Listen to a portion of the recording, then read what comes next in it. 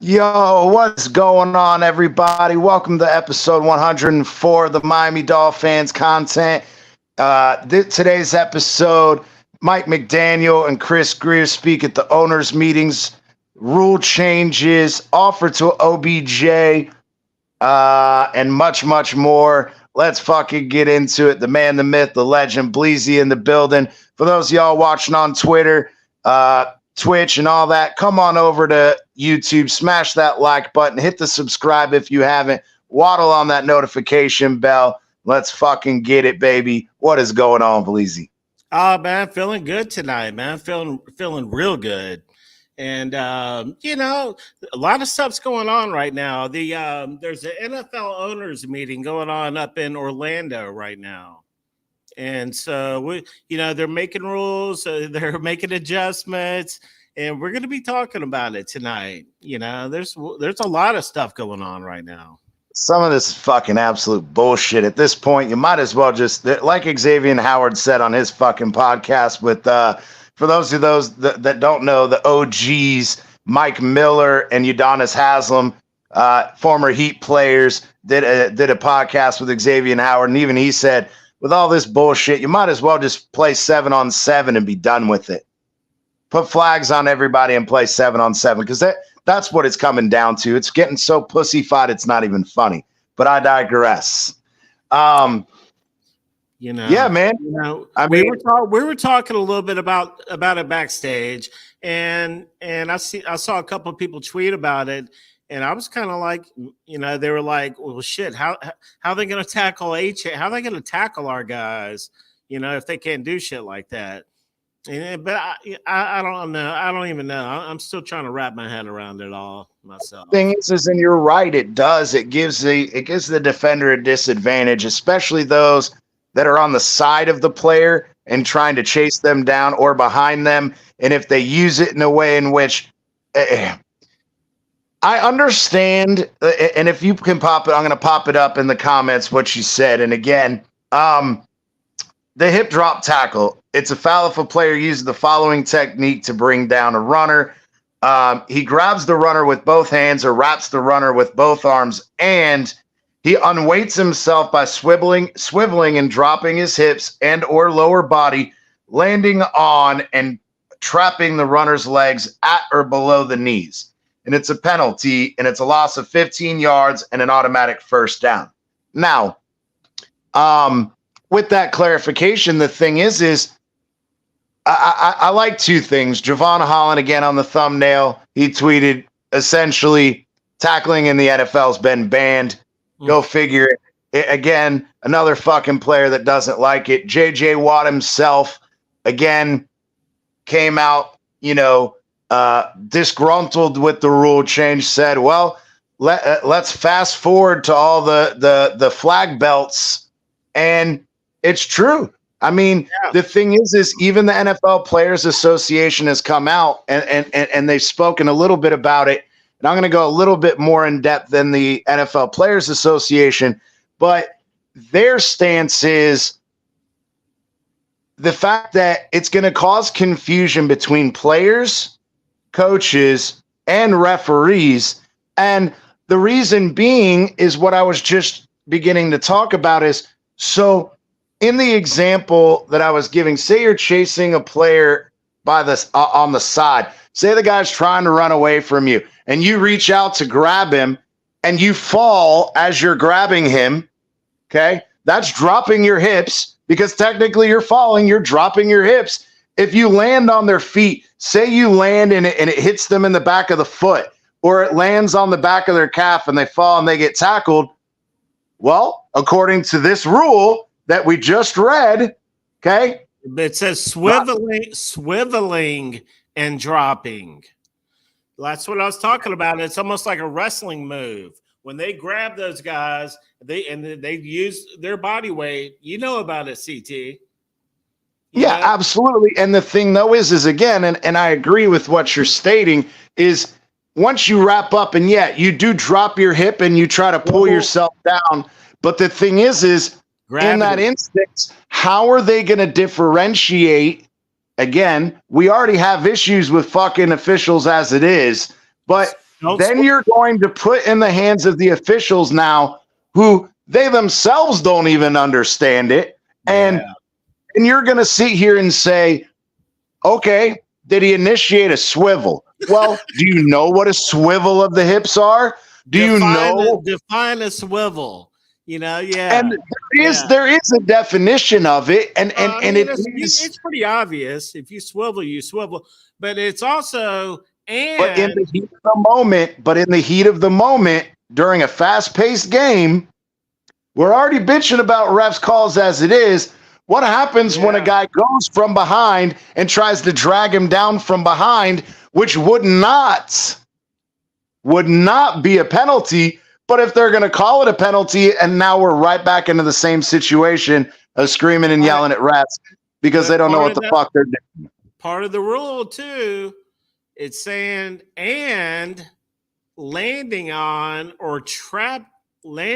and trapping the runner's legs at or below the knee. So if you don't land on their legs, maybe it's all good. If you don't swivel and you don't land on their legs, maybe you're good.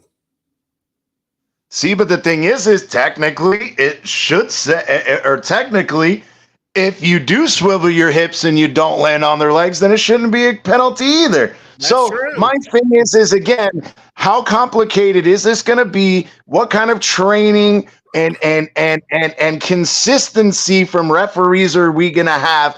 On top of that, another thing that I wanted to discuss about this situation is the NFL and their statistics and what they give and don't give. Now, it's very ironic to me that their statistics say that a swivel hip drop tackle occurs one time per game. Okay, one time per game.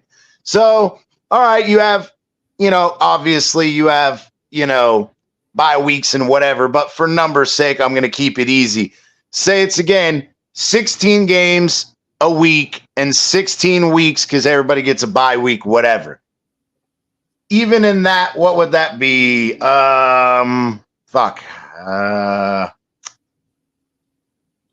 So that would happen 256 times in an NFL season.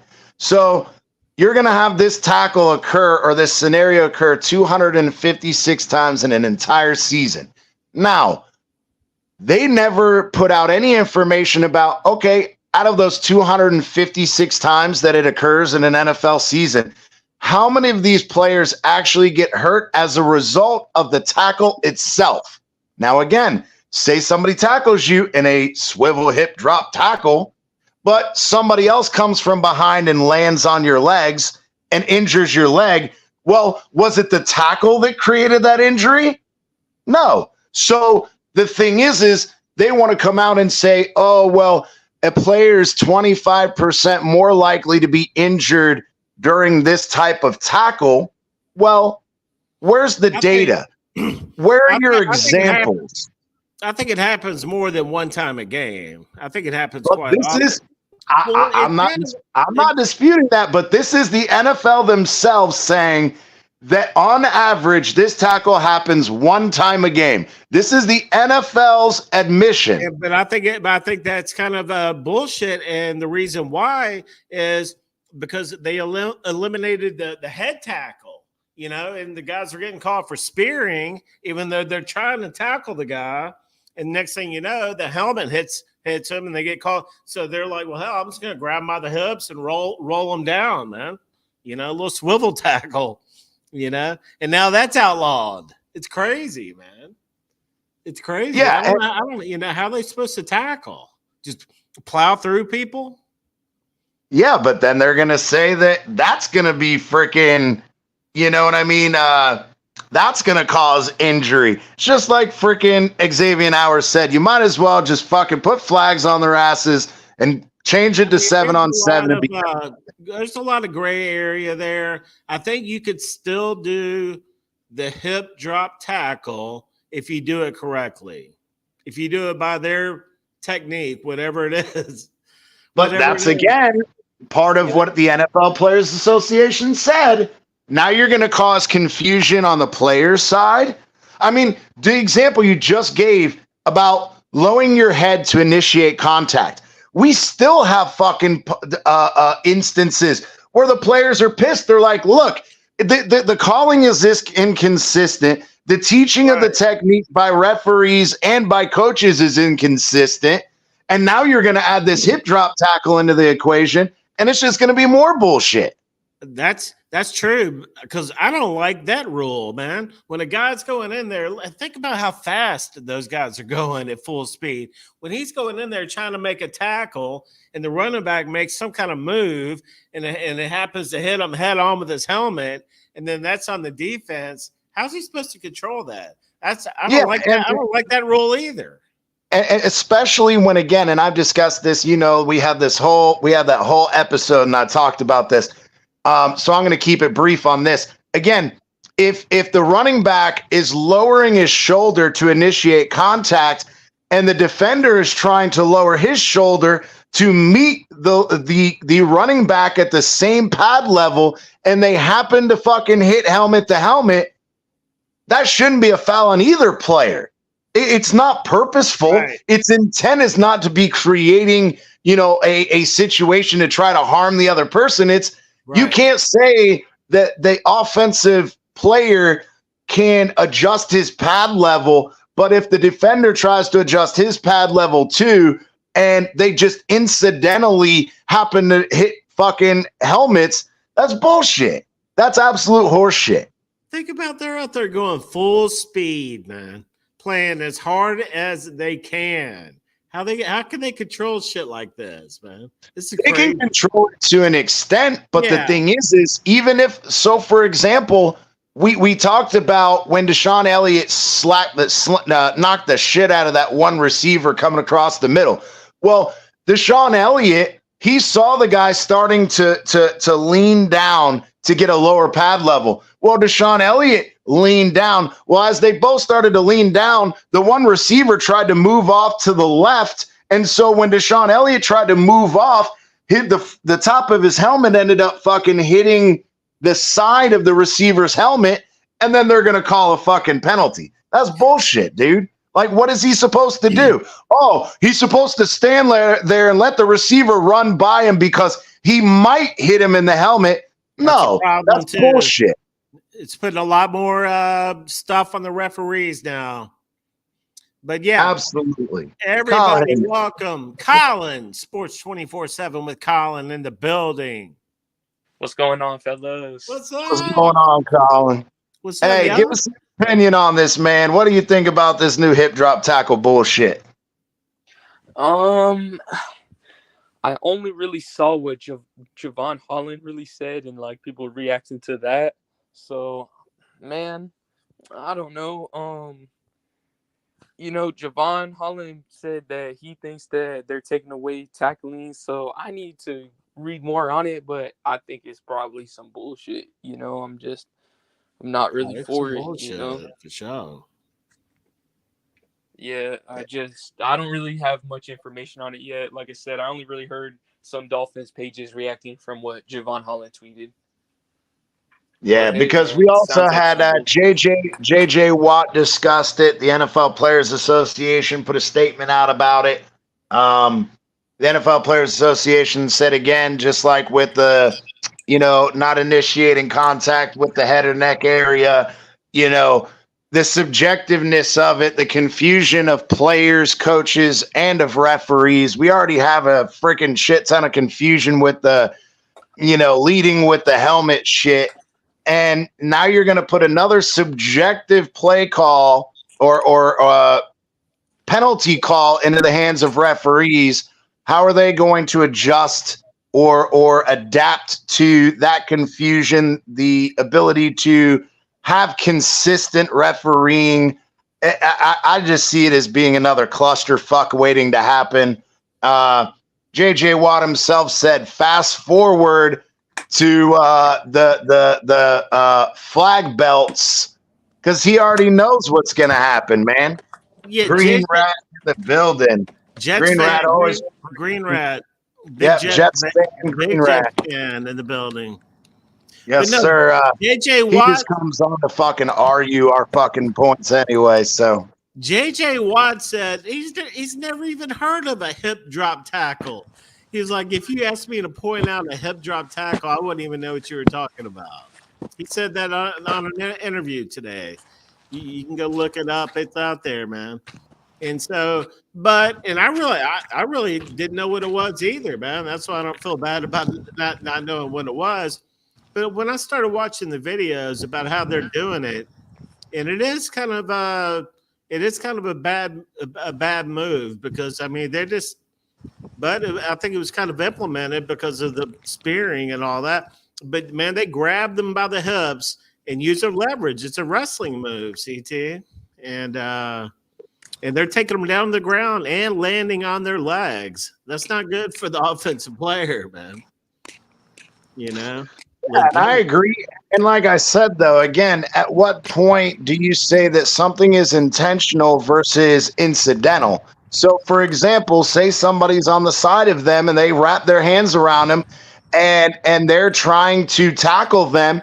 Oh, well, he's falling down. It looks like he swiveled his hips and then he lands on their legs. Well, again, is it incidental? Is it purposeful?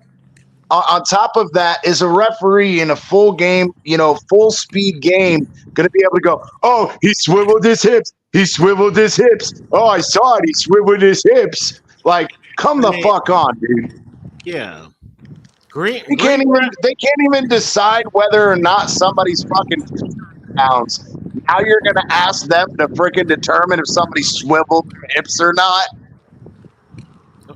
Green Rat, that does sound pretty crazy. I know Green Rat does not like that rule. I like to know what he really thinks about it. Yeah, he's just trolling. Yeah, he likes the Jets, man. Green Rat likes the Jets, bro. Yes, sir. Hence the Green Rat. But it is what it is. But no, I mean, you get into that, and we'll move on from that. We can revisit that. Some other shit going on. Spoke today at the owners' meeting.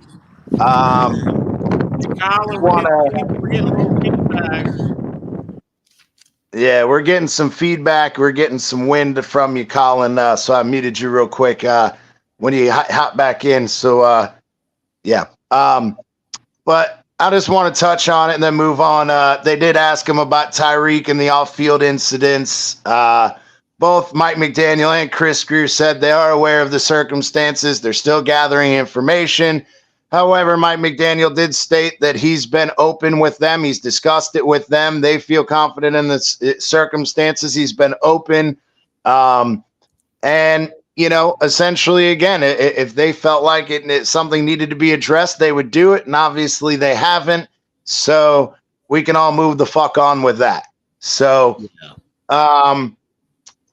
one of the biggest things is Mike McDaniel did confirm that we did offer OBJ a contract last week when he visited. Offer is on the table. Yep, and we did offer him that. He did leave without signing it, obviously, but Mike McDaniel did say that he does have, multiple teams interested in, OBJ will weigh his offers, and we'll see where that goes. So I think that's kind of interesting, though. I mean, given the amount of money that he was paid by Baltimore last year, Baltimore obviously, Harbaugh specifically stated the only reason he's not back is because of the financial considerations. So the question is how much are we offering him? And if we did offer him even a decent amount, the question is he going to accept it, or is he going to go to another team that's going to pay him more? I don't know. I heard AB has his own sports network or whatever, and He said OBJ is going to the Dolphins. Well, I mean, we've heard rumors of that since last Thursday, but obviously nothing concrete as of yet. So supposedly, I like OBJ, man. I think he's a cool dude. I know he's had some weird stuff happen to him, but I remember when he was at LSU, man. He's a baller, and so my only concern with that is we've already got Tyreek and the big personality. Now you bring in OBJ and his big personality. Both of them get in trouble off the field. Do you really want these two guys hanging out together? That's the real question.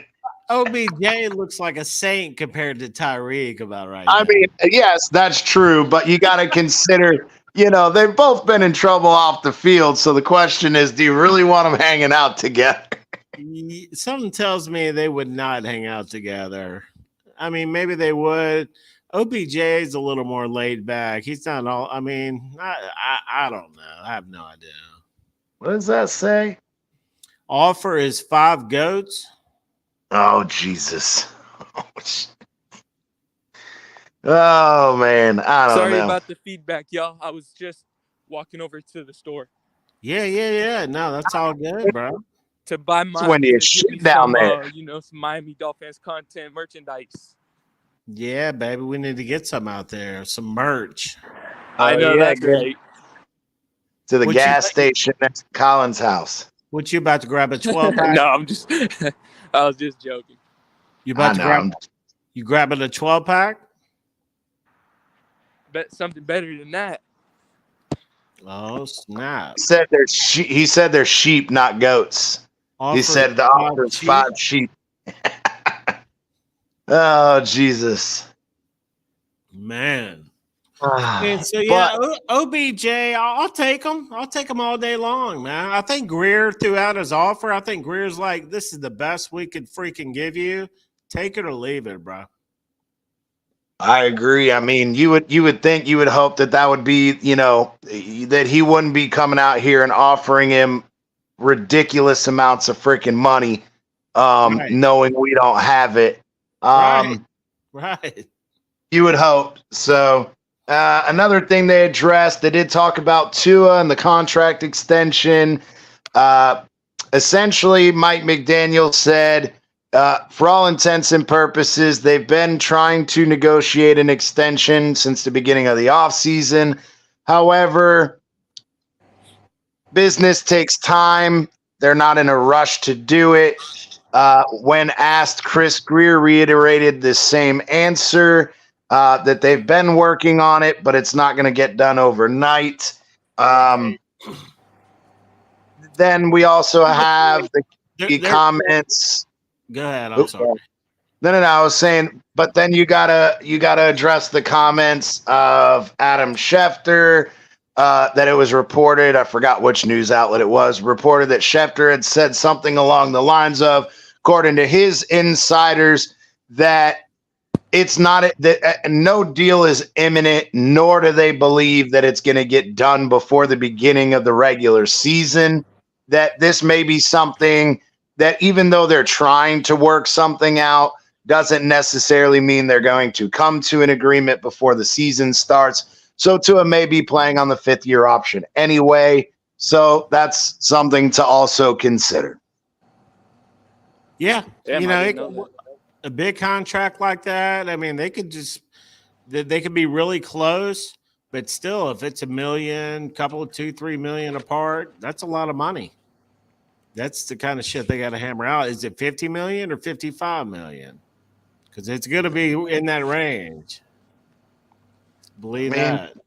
That's what the people are saying, and I agree with Green Rat. I'd rather have Landry, but at the same time, the way that Landry, left, the way that we did him dirty, I think he's very much like a Howard guy, where that door is closed. Yeah, it's a wrap. I don't see Landry coming back to the Dolphins under any circumstances. I mean, if you offer him like fucking, OBJ, I'm sure he would, but You say you'd rather have OBJ. Yeah. Why? What do you think? Over Landry? Yeah. What do you Jarvis think? Landry? Yeah. Beckham's a bigger receiver. He's a little bit faster, which is what we need. You know, Jarvis would be another small body out there, man. He's tough as fuck. Jarvis has got those big ass baseball hands and shit, but he was slow when he got here. You know, I can And I imagine. agree. Well, his top speed was slow. His benefit was his quickness, his ability to get in and out of routes quickly. Again, he was a third down machine for us. When we needed that 3 or 4 yards, Landry got the 3 or 4 yards. Tough. And that's kind of what I think this Dolphins team is missing. He's a tough son of, well, that okay. I mean, yeah, if you put it like that, that makes sense. Because he would bring some toughness, which OBJ was going to be another diva. Diva out there. I have to go Bleezy. I would rather have OBJ. Yeah. Yeah, just I because would of too, the right star now. aspect, bro. That's it. That's I think Jarvis would be slow as fuck. Yeah, I mean, I agree with that. He doesn't have top end speed. His ability is his quickness in and out of routes, his ability to create separation and get physical. Yeah, and I think that I mean I'm not against the signing of OBJ.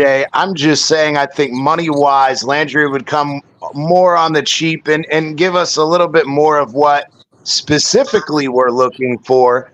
But I mean, don't get me wrong, OBJ, again, we all know the guy can run slants, the guy can run fades, the guy can catch. He's got big ass fucking hands too.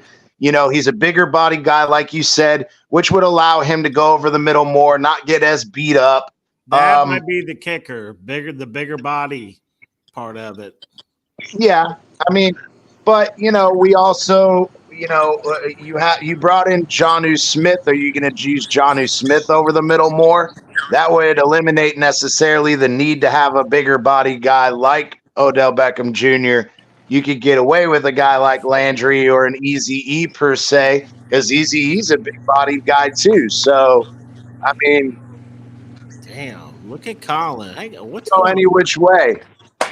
Man, we ain't trying to watch you fucking grocery shop, bro. Come on.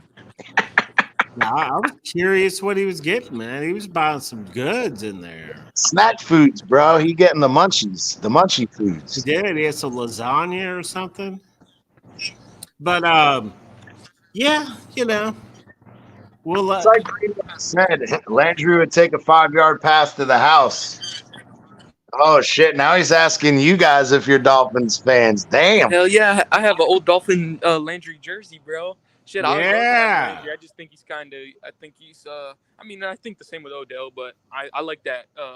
Odell was already with a good squad, bro, and he's, you know, he's been on a few good squads. Yeah. Absolutely, but again, you know, and my thing is more of, you know, you talk about the disruption he caused in the Browns locker room. You know, he went to LA, he won his Super Bowl, he went to Baltimore. You know, his production has dipped over the last few years. Granted, yes, he did injure his knee with the Rams.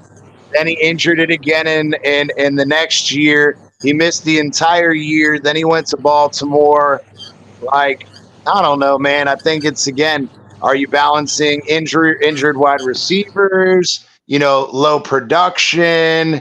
You know, is he going to be a scheme fit? What is going on, Cap for life, baby? Note is in the building. Yes, sir. What's up, Cap?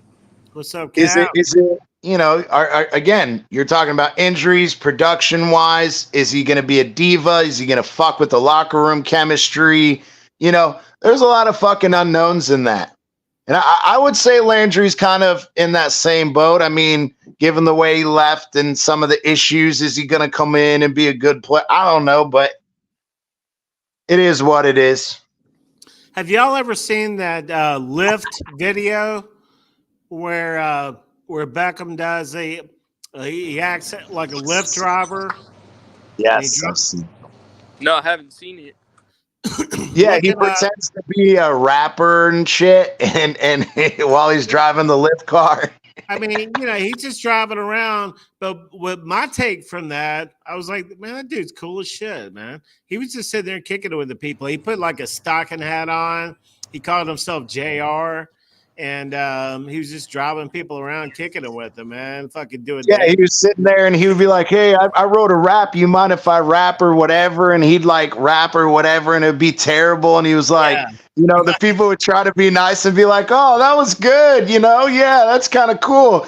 And he's Yeah. like, "Yeah, maybe I should just stick to driving." They're like, "Yeah, maybe you should or whatever." He was Right. like, "Maybe I should be a football player." And they're all like snickering and shit at him or whatever. And then at the end of the ride, he takes his fucking thing off and they recognize him as OBJ. And they're like, "Oh, shit." Yeah. But if you watch him in that video, my take, I was like, that dude's cool as shit, man. I don't have a problem with him. Yeah, I agree. Like I said, I mean, Oh, I crap. don't know. McIntyre going after CM Punk. Get a little play-by-play of Monday Night Raw, baby. Oh, shit. There you go. But yeah, man, I mean, maybe he's matured over the years and maybe he's kind of chilled out a little bit. But I'm all for it. Any talent we can get on this team, especially at the third wide receiver position, I'm all down for it for sure. Well, the offer's on the table. We found that out today. Yes, sir. Yes, sir. Hey, So interesting tidbit, real quick. Today, the over-unders for all the NFL teams came out in Vegas. Ooh. And do you guys want to guess where they had the Dolphins?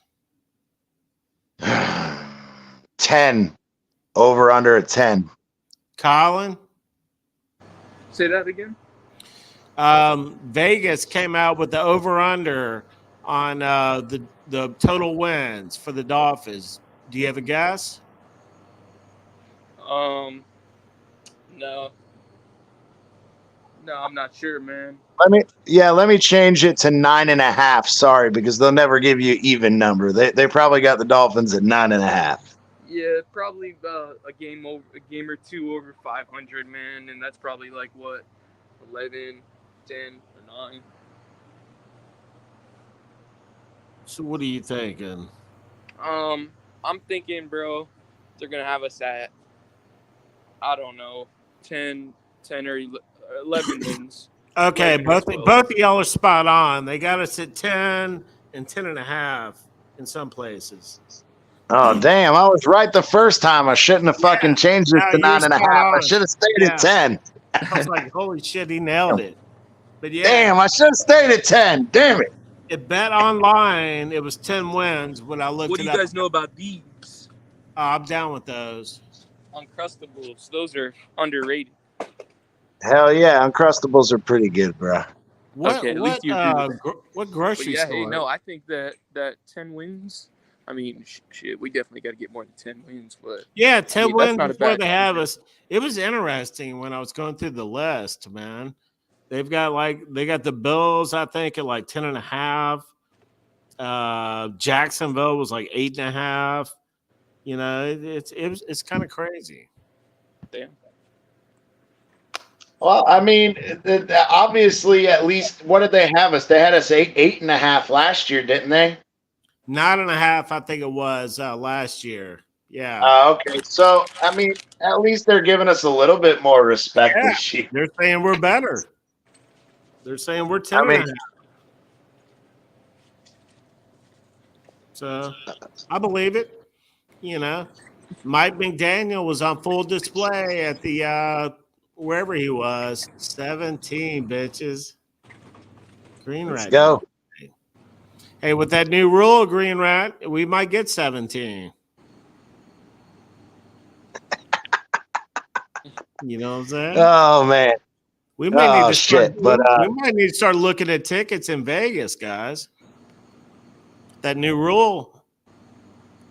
Well, it ain't going to be in Vegas this year. Where is it this year? Oh, yeah. It should be in Vegas. I forgot where it's supposed to be this year.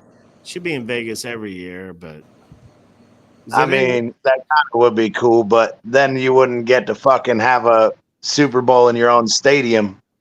I like to mix it up. Ooh, that'd be sweet. Hell yeah. Hey, the Dolphins, what is it like 2 or 3 years? Another Super Bowl going to be down there. Yeah. Something like that. But all right, let's move on to the next topic. We can talk a little bit about Mike McDaniel speaking on him reviewing whether or not he should continue to be the play caller.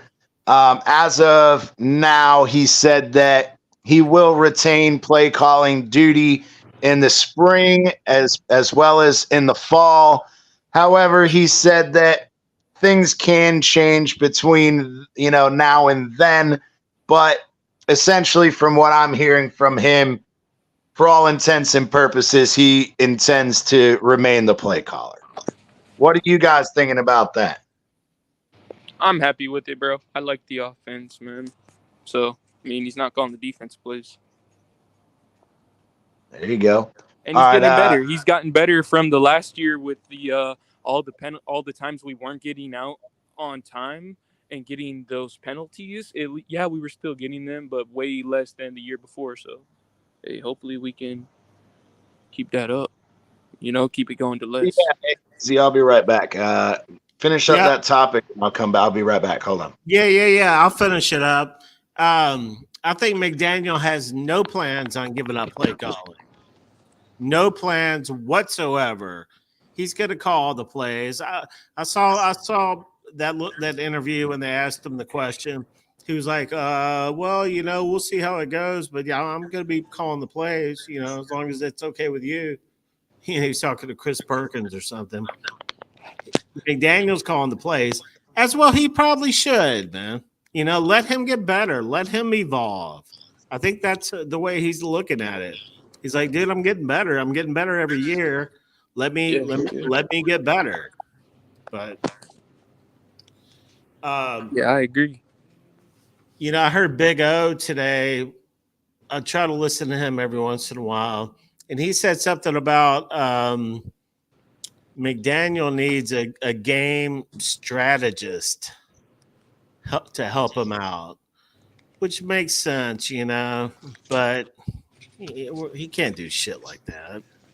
If you're going to call the plays, you're going to call the plays, right, Colin? Say that one more time. You said McDaniel needs a strategist, and then what?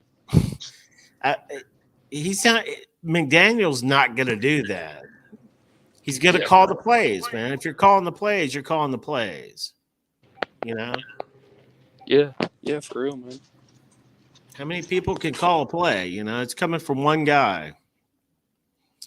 And the majority of Dolphins fans do not like the fact that McDaniel's up there calling the plays, man. How can you break all that down going on the field all that quick? The defense, what the defense is doing, different looks, this and that. Oh, here we go. Now we're going to get the real deal. Everybody welcome Todd LeBruno. I had to add a little intelligence here. I had to add a little intelligence to your conversation. Thank you. We need it. I know with UCT and hey, so I think he's calling plays until he trusts somebody. And I don't think Frank Smith is the person he wants to call plays. And I don't think he wants to go underneath and get somebody else to do it and make Frank Smith look bad.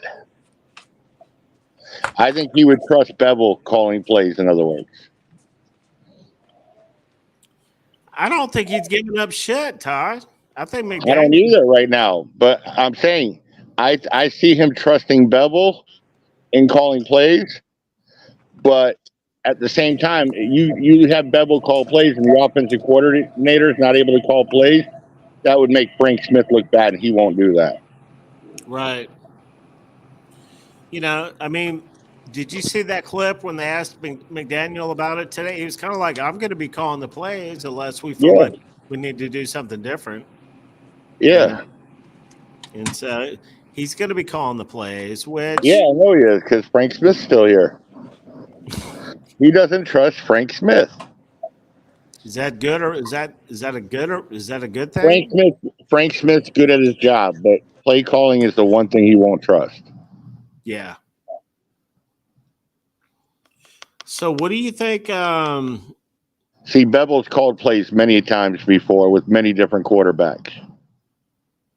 Bevel was around when Brett Favre was around. Aaron Rodgers. What is Bevel's position? The quarterback coach. QB coach?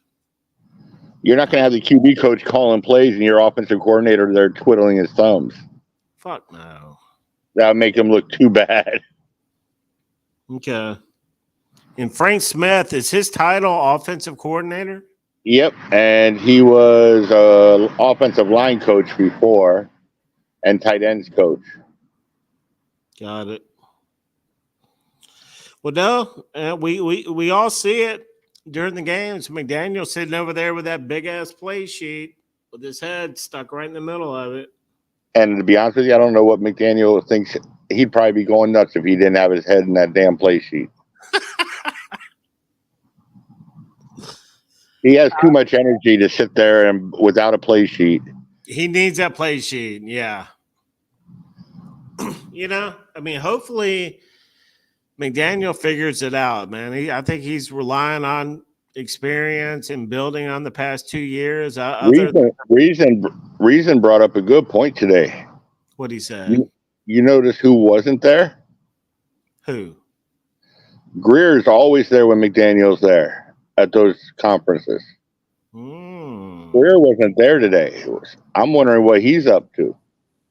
Interesting. Why would he not be there? I don't know. Where was that? Was that at the player conference in Orlando? He's got the whole bag. I don't know what meetings it was, but it was.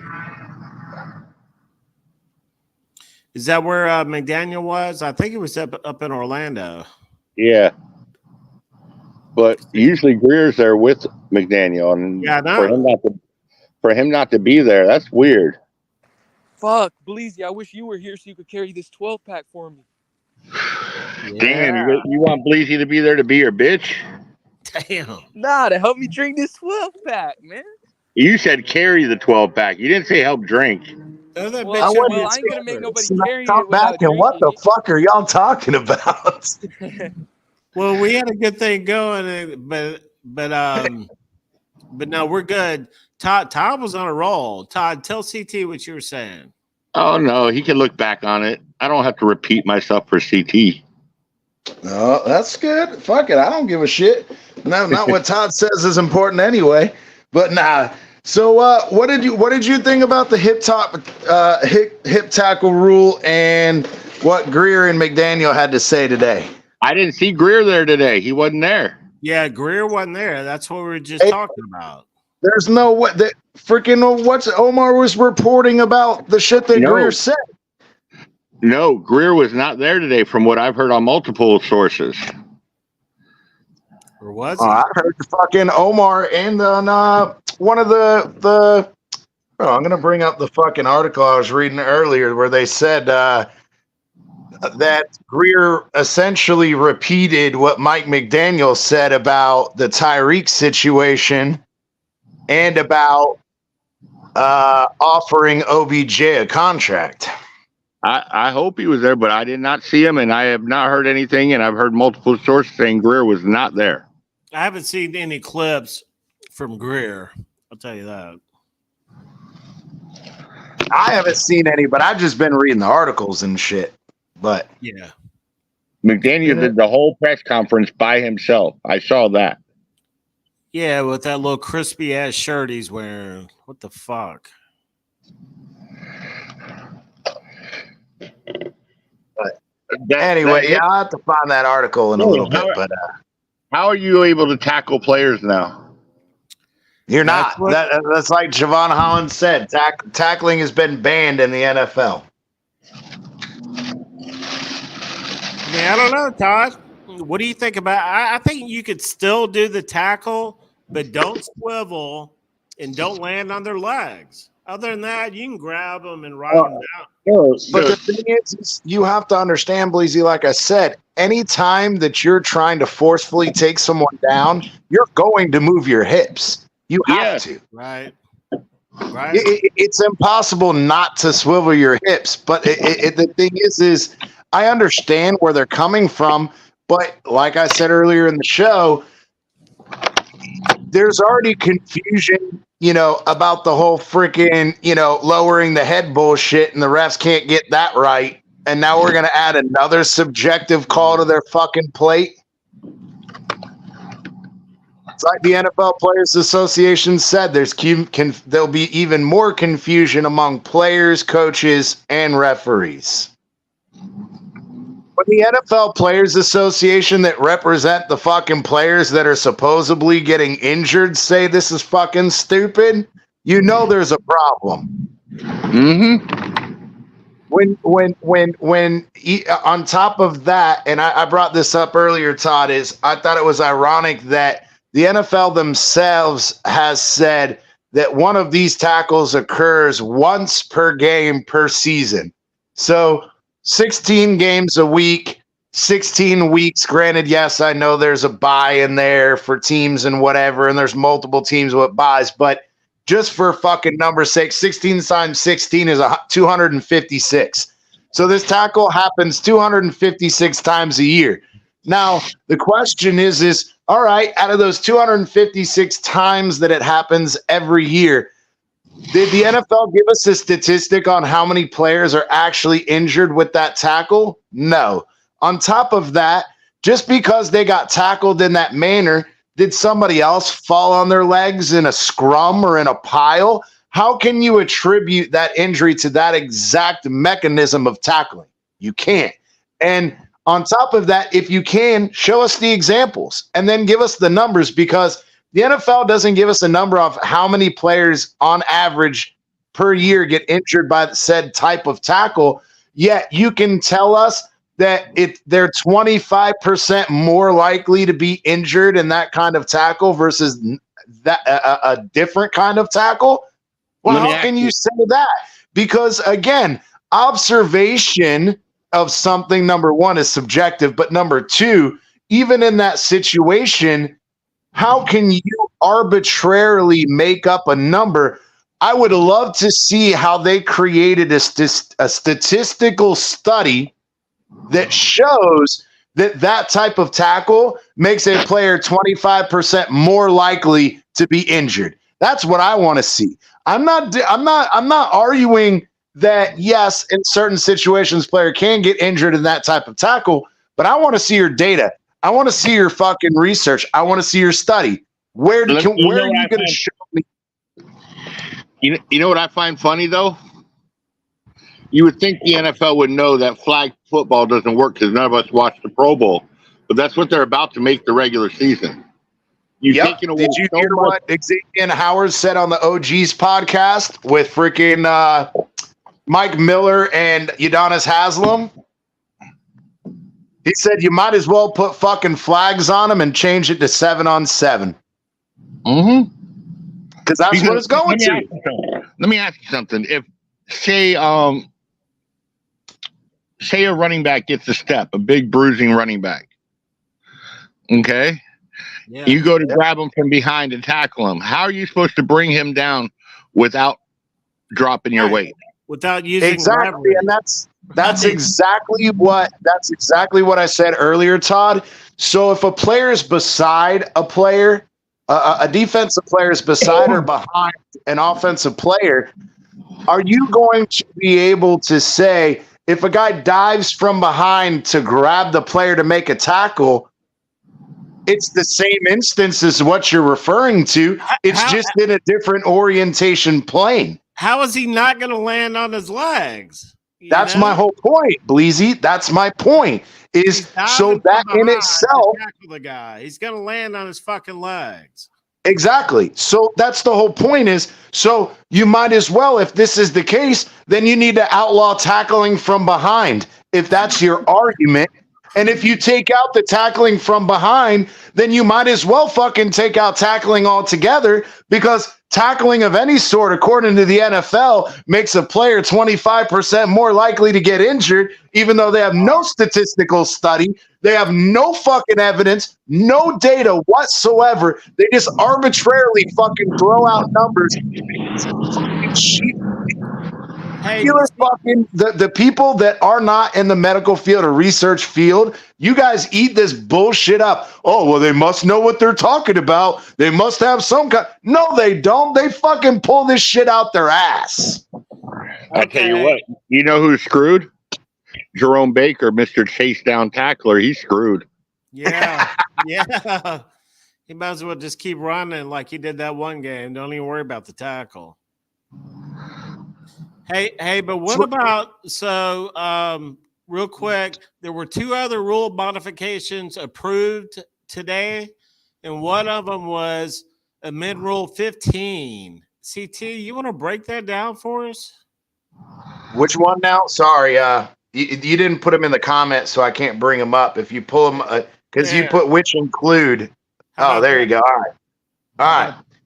So the amended Rule 15, Section 1, Article 1, changing the challenge rule, whereas previously coaches needed to get each of their first 2 challenges correct to get a third. Now they must simply only need to get 1. Now, obviously, we know in Mike McDaniel's case, that'll fucking help us out a little bit. Oh, yeah.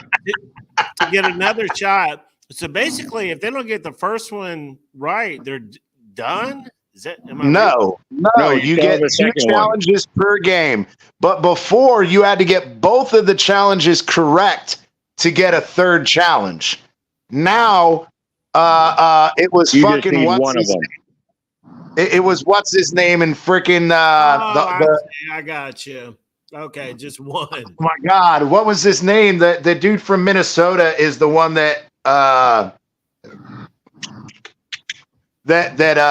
recommended the rule change or whatever. Anyway, doesn't matter. But yeah, you only have to get 1 correct to get a third challenge instead of both. Here's the other one that they did today.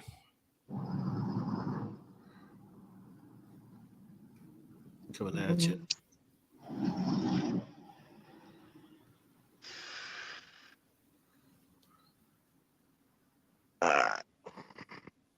All right, so they amended Rule 14, Section 5, Article 2, changing the enforcement of a major foul by the offense prior to a change of possession in a situation where both teams have committed the foul.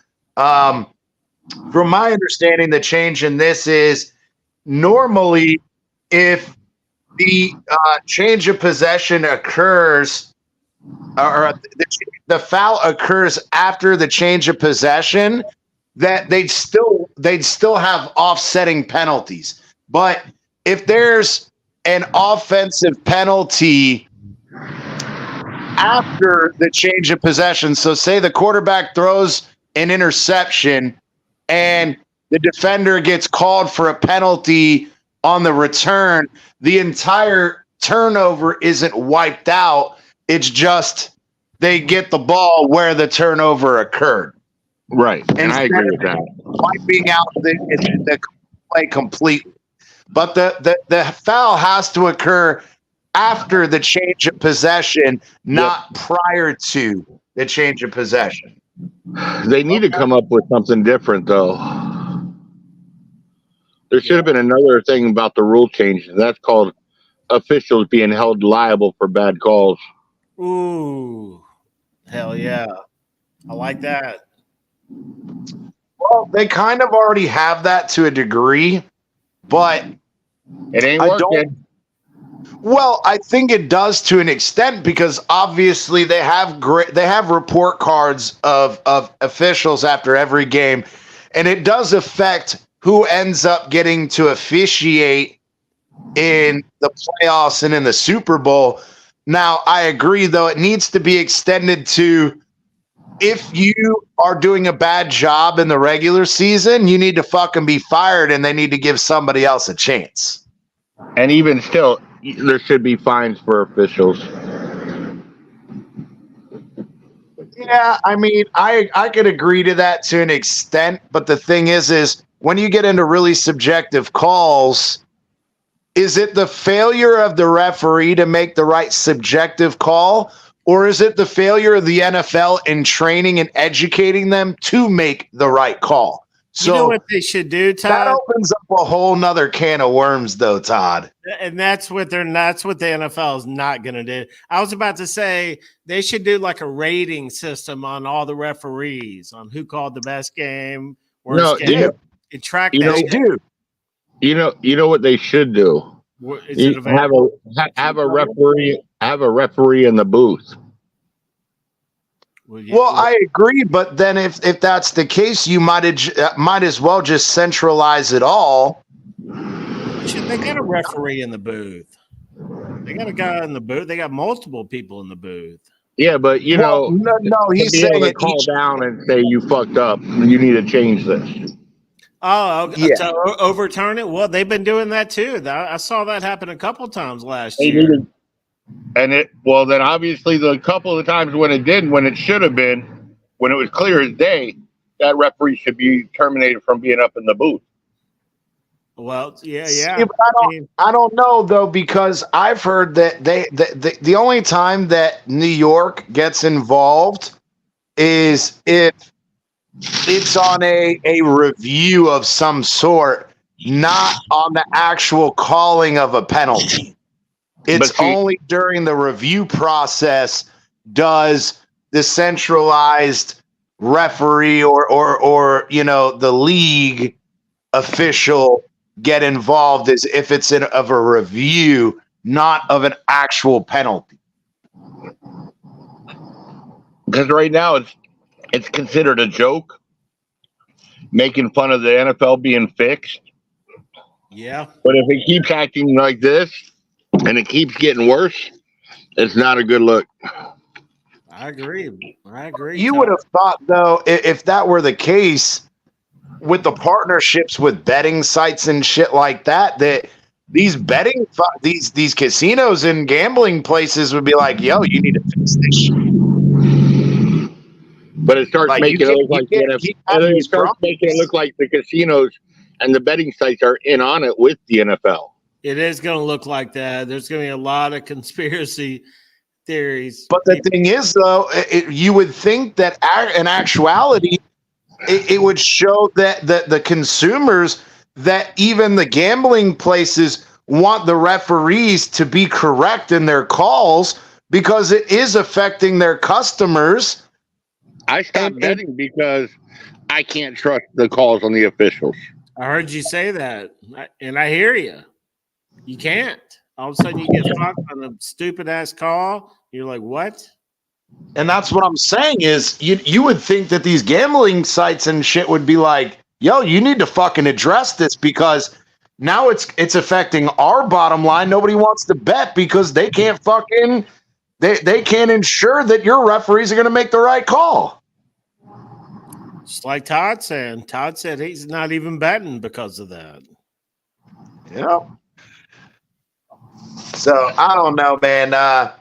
But yeah, they haven't made a final decision. For those that don't know, they've proposed the new kickoff rules. They're going to make it like the XFL does, where the offense and defense on kickoffs will line up at the 30-yard line for the offense and the 40-yard line for the defense. The kicker will still be back at the 35 on the opposite side of the field.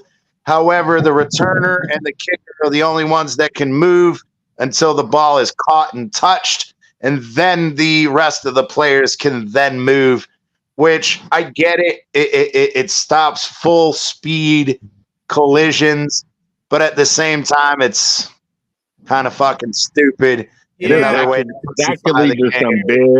that could lead to some big returns. It can, but in the end, though, it's almost as if, in reality, I understand that perspective. In reality, if it becomes so many returns, then it makes the kickoff itself kind of stupid, because then you're not going to see offenses anymore. All you're going to see is fucking 20 kick returns, and you're only going to see the offense or the defense 4 or 5 times. That gives the returner a huge advantage if no one's moving until he touches the ball. Yeah, that's kind of crazy. That might be pretty cool. I might like that. Shit, put Tyreek back there. Shit, no, if I'm doing that, I'm I'm going to find a 7th receiver who's a small little scat who can run, fly, and move, and I'm putting him back there. Achan, put Achan back there. He returned punts in college and kickoffs. Hell yeah! There you go. I'm just saying, that's a huge advantage. It is, but what happens if it gets too excessive in the scoring on the special teams to where it cuts down under the actual flow of a game, where you're not seeing offense and defense very often because it is such a huge advantage? Well, you better hope your kicker can kick it in the end zone. But if you do that, they bring it out to the 40-yard line. No, they're saying the 30. Or is it the no? I swear it was the 35. I think it was. No, hold it was on. the 30. Damn, that's interesting, man. That's putting a little more value on special teams. But what bothers me about it is, okay, I played offense. I'm a running back. Oh no, you ran a 4. Here's the problem. Here's the problem with it. You're giving every advantage to the offense, period. You would be torching. You would be torching folks back in the day, Todd. The defense is fucked, and which in turn makes the game boring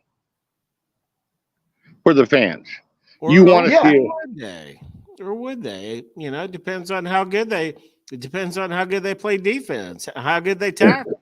It doesn't matter how good, to the point when you only have certain ways you can tackle. When you're giving up that much field position to start drives, you know, it gets boring after a while. You're going to be watching these scores. Once teams start scoring 50 on a regular basis, it's going to be like, what the hell? Todd, how many touchdowns would you have scored if you were back there returning those kicks back in the day? Against high schoolers or against college, or because I don't know. The pros are the pros. The pros are the pros. Okay. What about high school? What about high school? Touchback is out to the 30-yard line. Oh, back in high school, dude. Between me and Al Shipman, my teammate. Yeah. The offense wouldn't have touched the field those games. All day. I don't know. That's now, another part of that is this, though.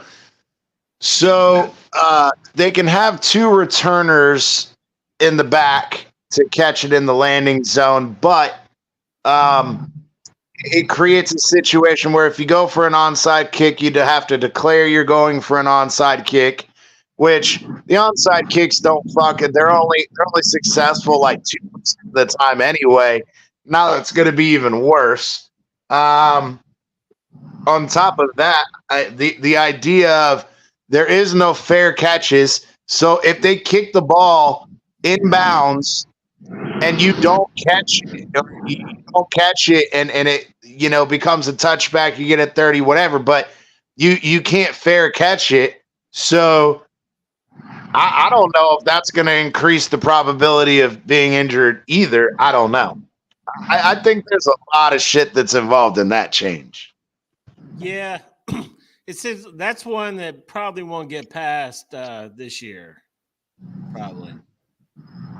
Sounds like they need another year or two to figure that out. Considering it, though, I mean, obviously they're heavily considering it. Oh, yeah. No doubt. So, I don't know. I mean, I kind of like the idea of more explosive kickoffs and whatnot, but at the same time, it's how does it change the kicking game and special teams in general?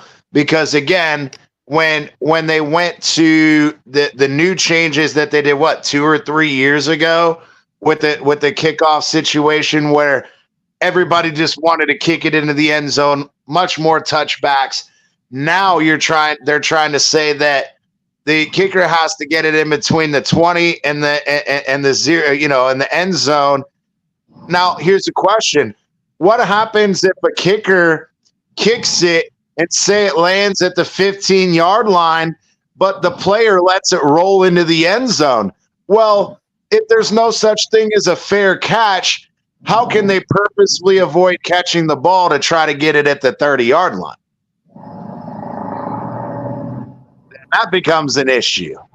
There's a lot of ins and outs of that fucking change, bro.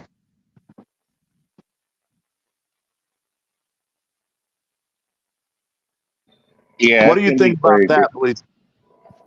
Well, nah, man. Yeah, it's kind of crazy, man. It sounds kind of exciting, though. I think I might like it. I don't know. I don't know. Like Todd said, man, put Achane back there. Shit, he would light it up, man. And so, but no, I just posted. Did y'all hear about Hard Knocks? No, what happened with Hard Knocks? They are going to go, or they're proposing another thing they're talking about up there in Orlando this week. Hard Knocks is going to go from one team to a whole division. Wow. Damn, that's crazy. Yeah, the full division.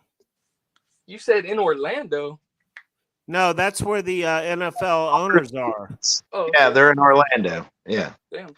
But yeah, exactly, Green Rat, and see, that's where it becomes complicated. So, yeah, is the ball live? But the thing is, Green Rat, is so if the ball, say again, there is no fair catch. Fair catches are prohibited, so they can't fair catch it. So, say the ball goes to the 5-yard line, and so they go, oh, well, I'm not going to fair catch it. I'm just going to move out of the way and let it bounce into the end zone and get it at the 30. Well, then that's going to say, okay, teams are going to want to start squib kicking it. But then if you squib kick it, it says that if the ball doesn't land between the 20 and the end zone of the opponent's side of the field, it's counted as being kicked out of bounds and they'd get it at the 40-yard line. So I just think it's extremely complicated. There's a lot of bullshit that goes into that change that I don't think that they've fully fleshed that out. That'll probably go down at next year's meeting. But anyway, go ahead. That's crazy that they want to do a whole fucking division. That would be pretty cool. Yeah. Yeah. No, that would be cool, man. Hard Knocks. But the question is would you have each team with their own show? Or would you have one show covering all 4 teams? One show, all 4. Oof. Every week. That wouldn't be a lot of content from each fucking team, though. That'd be 15 minutes from each team. That's a good question. How would they do that? That's what I'm saying. If it's an hour-long show and they do it for one team an hour long a week, No, what are you going to do? Give each team 15 minutes a week? That's crazy. They would have to do at least a 2-hour show to give a half hour to each team. Or 2 episodes a week and just do 2 teams maybe. No, they're talking about doing a full division, 4 fucking teams. Damn. I think. Well, no, I mean, I hear you on that. I'm saying in 2 shows instead of just one show. Just do 2. They might do 2 shows a week, 2 episodes a week, to where you get both. Yeah, 2 1-hour shows, 30 fucking minutes a team. Maybe. I don't know. I don't know either. That'd be interesting. I mean, hey, I'm all down for more inside information, more backstage, back behind the scenes looks. I mean, I'm down for that, but they got to work that out. No, that would be cool, man. Get the rivals on there. Let's see it. I love that quarterback show, dude. The one that Peyton Manning did. That show was pretty fucking impressive. I like that one. Where he did, what was it, 4 or 5 different quarterbacks throughout the year? Say that again? The quarterbacks show, the one that Peyton Manning does. That's that's the Monday Night Football with Peyton and Eli. No, he did it's I don't know if it's on Peyton's Playground. No, it's Peyton's Places, not Peyton's Playground, but no. Peyton Manning was an executive producer on the show. Google it. It's called Quarterbacks. I forgot which platform it was on. Hold on, let me Google it real quick. I know the Quarterback One show that had like Patrick Mahomes and Marcus Mariota. Yeah, Mariota and dude that was in the Vikings, Kirk Cousins and all that. Yeah, I think that's called QB1 or something. No, it's called Quarterbacks. Oh, true. It was on Netflix. Yeah, I saw a little bit of that. Yeah, Peyton Manning was an executive producer on it. Oh, damn. Never saw it. Yeah, it says right here, Hall of Fame quarterback and quarterback executive producer Peyton Manning told Netflix, are they hanging out? Are they playing golf? Are they in the weight room? Are they watching film? Are they grinding for that next game? Which the answer is, by the way, not to give it away, there is no golf in the season. So, I mean, which is funny because obviously Josh Allen played golf in the middle of the season and so did Tua Tagovailoa, but apparently not on his show anyway. But the whole point is I liked that show because it gave multiple team perspectives behind the scenes, you know what I mean? Yeah. Not just one per se. So I kind of like that idea of doing multiple teams on Hard Knocks.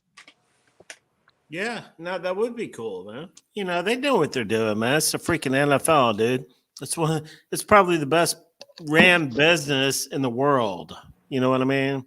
And so they're going to remember, technically Hard Knocks isn't the NFL. Hard Knocks is their own fucking company. They just they pay the NFL to allow them to document this shit. Yeah. But the NFL is using it for marketing. They're loving it, you know. Oh, yeah. They're making their money for sure. And so they know what they're doing, you know. Some of this, I think the majority of it's pretty good. I'd never heard of that hip drop tackle. And when I started looking into it and seeing what they were talking about, I was like, damn, that's actually a good rule, man. You know, I don't know how they're supposed to tackle. I don't know how they're going to tackle now, but it does seem like that might, you know. It'll be interesting to see how the NFL sent, because remember, the NFL send out referees every offseason and OTAs and training camp to explain to players new rules and how to, you know, abide by them. I think it'll be really interesting to hear the players' opinion on it once they start getting instruction from referees. Yeah. That will be interesting to me. Well, that's what the NFL has to have a counter. They have to be able to, because everybody's like, well, how the fuck are we supposed to tackle now? And I'm sure they have the answer. They're going to come in and say, you got to drive through the guy. Don't swivel. Don't land on his legs, which is crazy. I don't know how they can do that. I don't like it, boys. It makes me think of basketball because I feel like basketball is the most sport that can get affected by the refs. And, dude, just more rules is making it to where the refs can mess it up for us even more. It's like when you're watching a basketball game, you're like, what? He didn't even touch him. How are they calling the foul?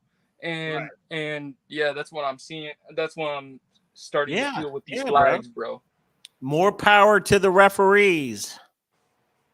Which, again, we've already said they still can't figure out to call whether or not their fucking toes are in bounds. They still can't figure out what the hell is initiating contact with the fucking crown of the helmet. They still get that shit wrong. They can't get pass interference, which is subjective. They can't get that right.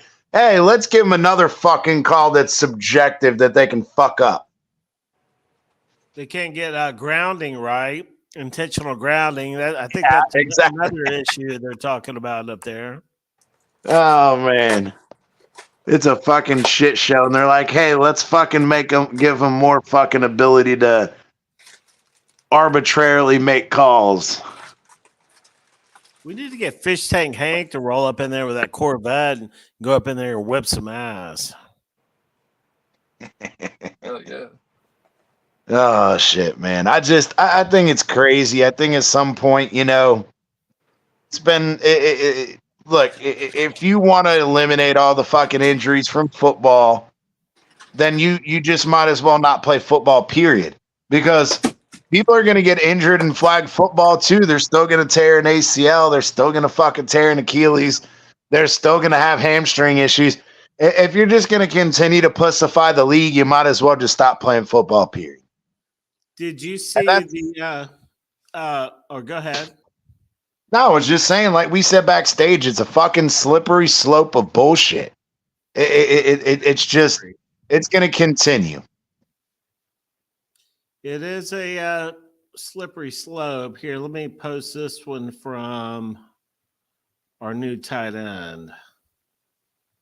Let's see show you what he says. Jonnu Smith tweeted this this afternoon. Coming at you. Bam, bam. Hey, cheers to y'all, fellas. Cheers, brother. Hey, cheers, bro. So, there you go, CT. What do you think about that one? There you go, and I agree. I mean, here's an offensive player who's being tackled by these fuckers doing it. And he's like, we don't mind the hip drop tackle. Can we just fucking get rid of the fucking turf fields? Yep. They're spending so much time fucking worried about a hip drop tackle and the fucking kickoff rules and the challenges that here's an actual safety issue and they're just ignoring it. Here's a legitimate player safety concern, and they just continue to fucking stick their head in the sand and ignore it. Can we do away with the turf fields? Oh yeah, dude, that's crazy, bro. That's true, but that's harder than That's Jonnu Smith. Jonnu Smith said that. He tweeted that. What did you say? That's harder. It's harder than they're making it seem. You know what I mean? They can't switch that as fast as they can switch everything else. Yes, they can. Absolutely, they can. The turf? Absolutely. Bro. Isn't it harder in some states to get the natural grass? Yes. Well, no. You can buy it from anywhere. Do you know even in Vegas gets cold at night? Just because it's hot during the day, it gets cold at night. They have the ability to fucking put in they originally were going to put in turf. If you guys haven't seen it, go watch the documentary. What was it called? I can't remember now. It was narrated by Mike Rowe, and it was all about the building of the Las Vegas fucking stadium. But long story short, they're originally going to put turf in it, and then the owner was like, "No, we're gonna do the freaking natural grass and whatever." And the difference between installing turf and natural grass is not as major of a deal as some owners make it out to be. The thing is the owners that employ artificial turf, the reason they do it is because it's cheaper than having to constantly repair natural grass. So again, if you have, say again, it rains and they tear up the natural grass, you may have to come in and splice in new pieces of grass and whatever, where they don't have to do that. The maintenance of a turf field is fucking minimal. The problem is it's the cheap fucking owners who don't want to have to pay for a fucking more expensive grass and then have to pay for people to maintain said grass. That's the issue. That's why owners don't want to do it. It's hard to do. No, it's not hard to do. It's going to cost the owners more money, and they're too fucking cheap to do it. That's the problem. Yeah. No, I would like them to switch it, of course, man. I just didn't think it was that easy. Oh, it's absolutely that easy. It's absolute. All they'd have to do is tear out the old turf. You would have to come in and bring a few fucking dump truck, 500 or 600 dump truckloads of soil and fucking put the grass in. But the thing is they don't want to have to pay to do that when they've installed the turf and essentially, the turf has a tiny little fucking, defect. We can cut that fucking 4x4 inch square out, shove another 4x4 inch square in it, and it'll be good to go for another 6 months instead of having to hire a maintenance team that would go out, water the grass constantly, cut the grass constantly, make sure that any divots are filled in and spliced together correctly, that they would have to go and repaint the lines, every week. It's the money that entails maintaining a natural grass field that some of the NFL owners are too fucking cheap to do. That's the problem. And I 1000% agree with John who Smith is. They're over here fighting and arguing and worried about, I want to make it more safe for the NFL players on a tackle that supposedly only happens 256 times a year. And this is according to the NFL, mind you. According to the NFL, this tackle happens once every NFL game, so approximately 256 times a year. But yet you play thousands of snaps every year on artificial turf, and it shows that the players are more concerned about the turf than they are the hip drop tackle. So what essentially John New Smith is saying is, stop saying that you're worried about our safety. Fuck the hip drop tackle. Put in fucking real grass in every fucking stadium if you want to be worried about our safety. Yep. Yeah, man. Yo. We got Big Philly. But then again, what is going on? Big Philly in the building. What's up, you fuckers? What's going on, biatch? Not much. Smoking a joint real quick before I go night. Yes, sir. Yes, sir. Oh, yeah. Well, smoke that up and let us know how you feel about what you've been hearing us talk about on the show, man. You know what's going on. Wait, what are y'all talking about? We've talked about it all. We've talked about the hip drop tackle and fucking. What are your thoughts on the hip drop tackle? I'm not a fan of that because, look, I get it too because I think about it, right? The game against Tennessee, Tyreek went down on a hip drop tackle, but at the same time, like, how do you expect the defender to hit? There's gonna be certain tackles, right? Or certain things that you just cannot eliminate from the game because it completely takes away from the game. And you know, like, they've already given up so much defensively, like, to keep the integrity of the game, like, together. I wouldn't have voted for that because now, like, what's stopping it from becoming flag football? Like, RG3 said it earlier, right? Well, how do you stop it from becoming, contact flag football? Like, it's like Xavier Howard said on the OG's podcast. You might as well just give us fucking flags and make it 7-on-7. Yeah, 100%. JJ Watt, another one. He said it. If they're gonna get rid of the drop hit tackle, why don't they get rid of the chop blocks? Like, get guys to stop chomping at my fucking knees every fucking play. So you have things like that, like different views. Even JJ Watt said about the hip drop. He goes, "You might as well fast forward to the fucking flag belts." Now, because again, my thing is this: when I feel personally, I feel that the coaches and owners should not be making that decision on what they should be eliminating, what they're keeping. That should be strictly by the players through the NFLPA.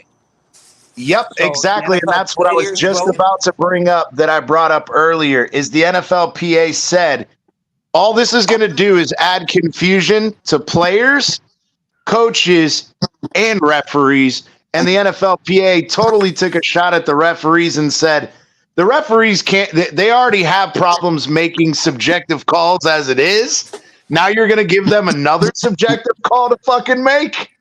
Right. Because that's what I'm Put saying. more Because on it's their like, plate. think about it now. Think about this, right? Any tackle that happens behind the ball handler, Yep. right? It's We brought it considered up earlier. Yep. it's considered a drop hit tackle. It can be considered a drop hit tackle. All Right. tackles are drop hip tackles. That's the thing I brought up earlier, Big Philly, is anytime you engage and you're making a tackle, your hips swivel. I Your think hips though, swivel. I don't think I think that what they're looking for are those athletes that are like so like I don't know if you know, like even the tackle with Tyreek, right, during the Tennessee game, when Buddy went to tackle him to the sideline, it's like when you're on a swing and you're about to you're swinging, you do that motion with your legs where you're kicking your legs forward to give you momentum to push you forward. Yeah. Those tackles that look like that, where you're hanging on to an athlete and you're swinging forward, I think that's what they're looking for mainly, because I see that most of the instant replays that they were showing, or the highlights that they were showing, where that specific tackle was being used, that was the motion that was happening, where his legs were going kind of forward. I mean, I could be wrong, but I'm just saying, like, I think that's maybe what they're looking for.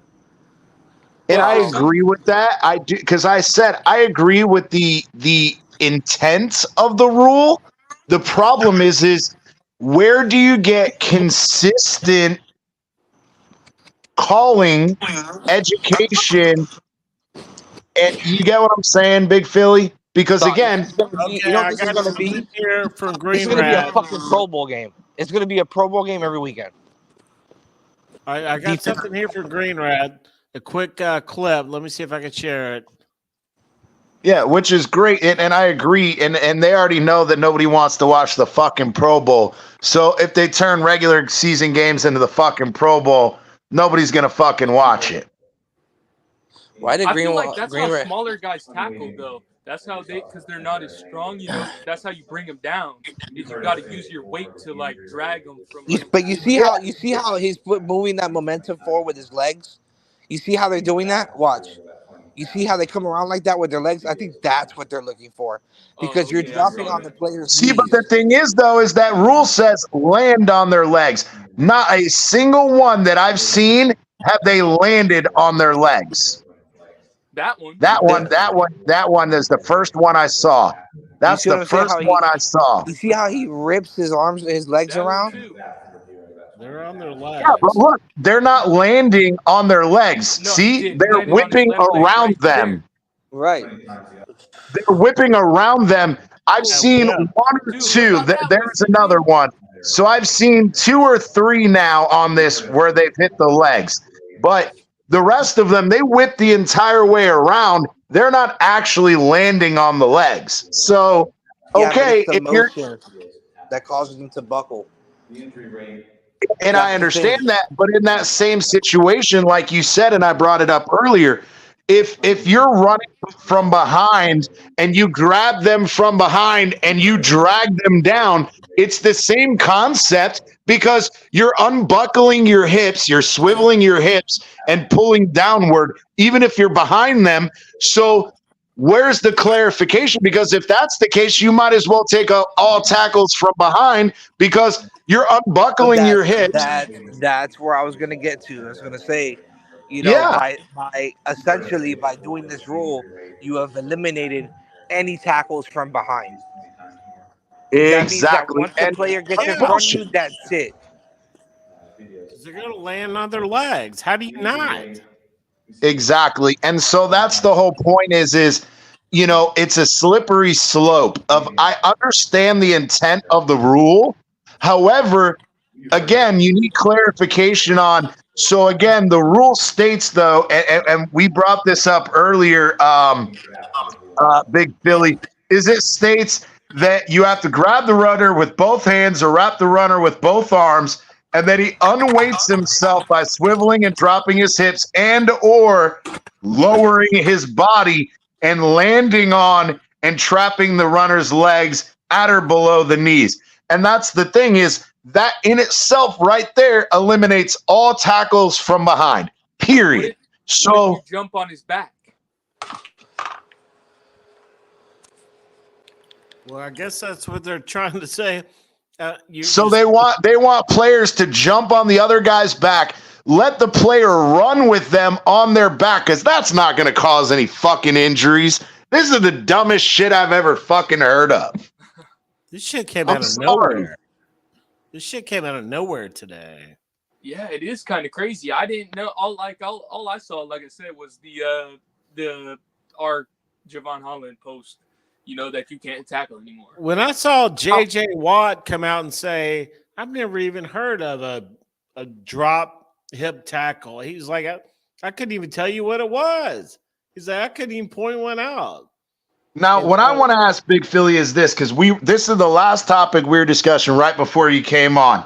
So Jonnu Smith put out a tweet earlier today, and it says, at NFL, we don't mind the hip drop tackle. Can we do away with the turf fields? What is your opinion on that statement? I agree. They should have got rid of those turf fields, and that's why I made the joke on my show last week, where I was like, I wonder what the betting odds are if Aaron Rodgers comes out and tears his Achilles again, since he's playing in New York's turf, and obviously, us ourselves have lost, Jalen Phillips, which, at New York. So it's a cursed field. Are the Jets not going to adjust that turf after last year? Dude, they should. They should do something, man. It's something that we were just discussing. So, Big Philly, what I was making the argument is essentially what Jonnu Smith is saying is you want to talk about being worried about player safety, yet you're worried about eliminating hip drop tackles and all this other bullshit, but you're still allowing us to play on turf fields, which has statistically been proven increases the likelihood of injury. Now, the argument I was making is the NFL says that this hip drop tackle occurs one time per NFL game, which again, numbers' sake, 16 games is a week. 16 weeks, obviously there's playoffs, but just for numbers' sake, 256 times a year this tackle happens. Now the question is did the NFL release any data or any study on how many of those players are injured during supposed 256 times this tackle happens? And then on top of that, did they analyze and say, okay, maybe that was part of the mechanism of the tackle, but did somebody else come and land on the person's legs? Did somebody else come in and hit the person to cause them to get injured? So how are you going to attribute the tackle to the injury itself? On top of that, the NFL says that the hip drop tackle makes a player injury 25% more likely to happen. Okay? Please show me your scientific study and your data and your analysis that shows where you've statistically measured and calculated that 25% increase. Please tell me and show us. But they won't. We saw her because they arbitrarily, my bad, Colin, real quick, give me 5 seconds. They arbitrarily come up with these numbers because people who don't understand data and science, they take the NFL at their word. Oh, well, it's the NFL. They must fucking know what they're talking about. No, they don't. They're fucking talking out of their asses. But my bad. Go ahead, Colin. No, you just made me. But we did see with our own guy, bro, Tyreek. I didn't really understand what y'all were talking about with the tackle until I pictured when Tyreek got hurt versus Tennessee. And then whenever you shout out to Green Rat for sending that clip. But that's whenever I saw that, I said, oh, man, that is kind of, you can spot that out when you see that happening. It's not as, I thought it was going to be more of, what? I couldn't even see that just happened. But I could kind of see that it's kind of growing on me a little bit now that I've seen it. Yeah, I feel the exact same way, bro. When I started, I was like, "What the hell is all this?" And then I started looking at the clips about how the players are grabbing them and just using gravity, man. You know, swinging around like a wrestling move. Yeah. Leverage. That's how Crazy. Tua got thrown down. But the thing is so what about the parts of that clip where we saw them? They did the hip drop, but they swing around and they make no contact and do not fall on the player's legs. Is that going to be a penalty? That is Or true. is that not going to be a penalty? That is true, Bleezy, because the game against Cincinnati, that concussion he had, that was a drop in tackle as well. Hell yeah, it was. Hard. That's probably one of the worst ones ever. Yeah. But the question is, again, though, if they don't make contact or land on the legs, so is that a fucking foul or is that not a foul? Is it the initiation of the drop hit period? What if that guy that slammed Tua didn't land on his legs? Is that a legal hit? No. Exactly. No, and now we're gonna ask. Now we're gonna ask the officials who already can't fucking tell if shit fucking toes are in bounds, if it's offensive pass interference, defensive pass interference. They can't figure out, what did you say earlier? Did you intentional grounding. Did you swivel your hips or not?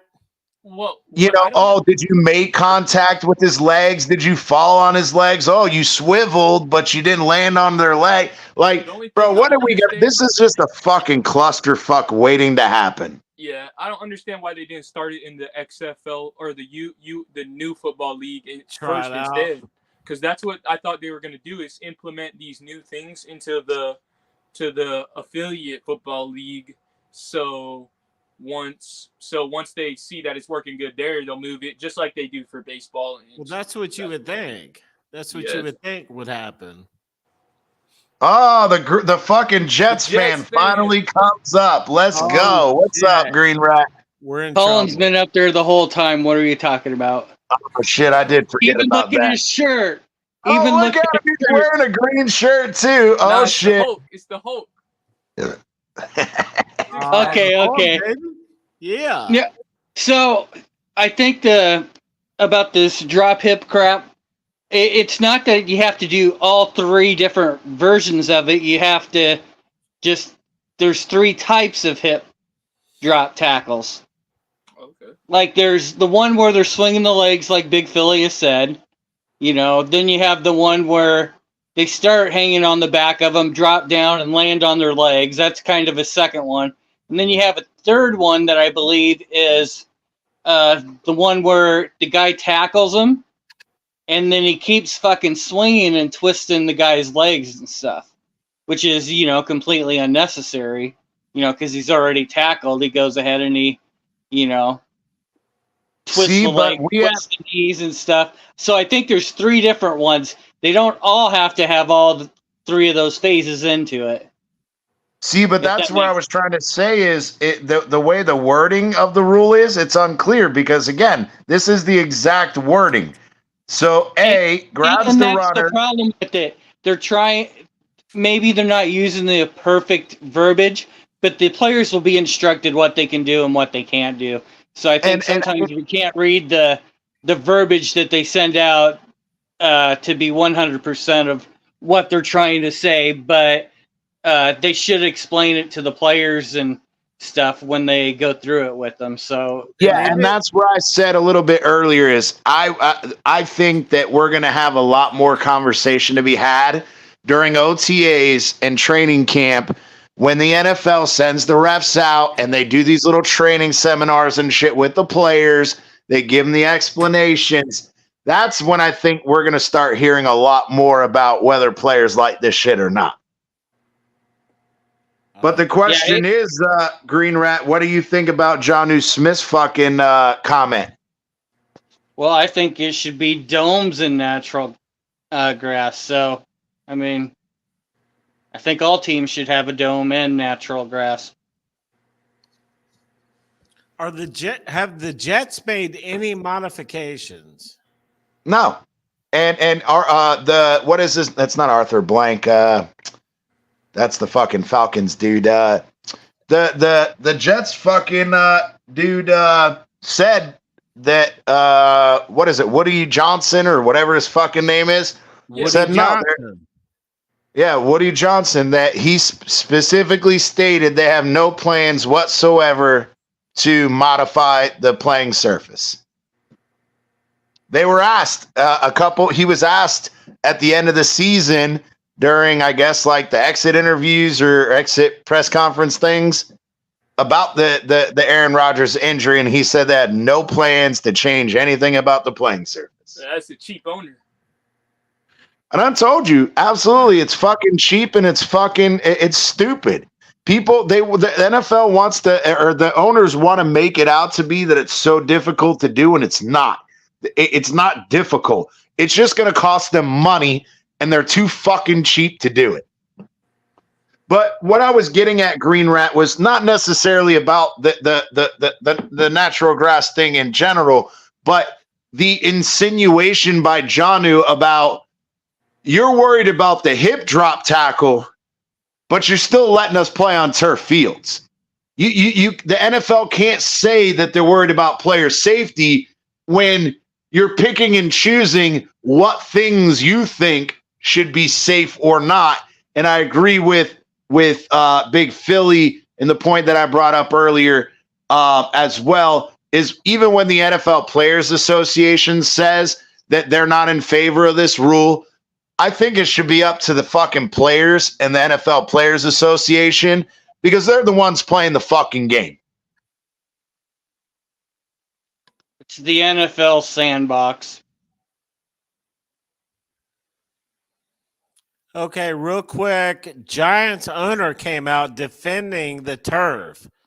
Said he's ready. He's not ready to sign off on that. We get to the point where the experts could say late in the season we're going to have a safe field. Then we can maybe make a switch. We're not there yet. See, that's the thing. And that right there is fucking horseshit. And it's been horseshit. If you watch the fucking documentary on the building of the Las Vegas Raiders Stadium, the NFL owner of the fucking Raiders, when he was built, or they were making the decision on what fucking playing surface, he had 3 fucking grass and turf experts come in and talk to him. And they all essentially told him, look, if you're going to put grass in from the beginning. Because if you don't, it's going to cost you a shitload of money to bring in soil and then bring in new grass if you decide to switch later. He said, however, if you put grass in initially, yes, you will have a slightly higher budget each year because you have to maintain the field much more often than that of turf. However, he spoke specifically and said, you may have to plug, you may have to take out smaller sections, 4 foot by 4 foot sections if it gets torn up during a heavy rainstorm or this, that, and the other. Obviously, they decided to go with the dome, so they didn't have to worry about that in Las Vegas. But again, the guy said, as long as you continue to maintain your field throughout the year, the longevity of grass is much better than the longevity of turf. Let me go ahead and clear. I've been reading this article. So what's going to happen is in that stadium, they're about to get the World Cup, and they are going to install grass. Yep. You know why?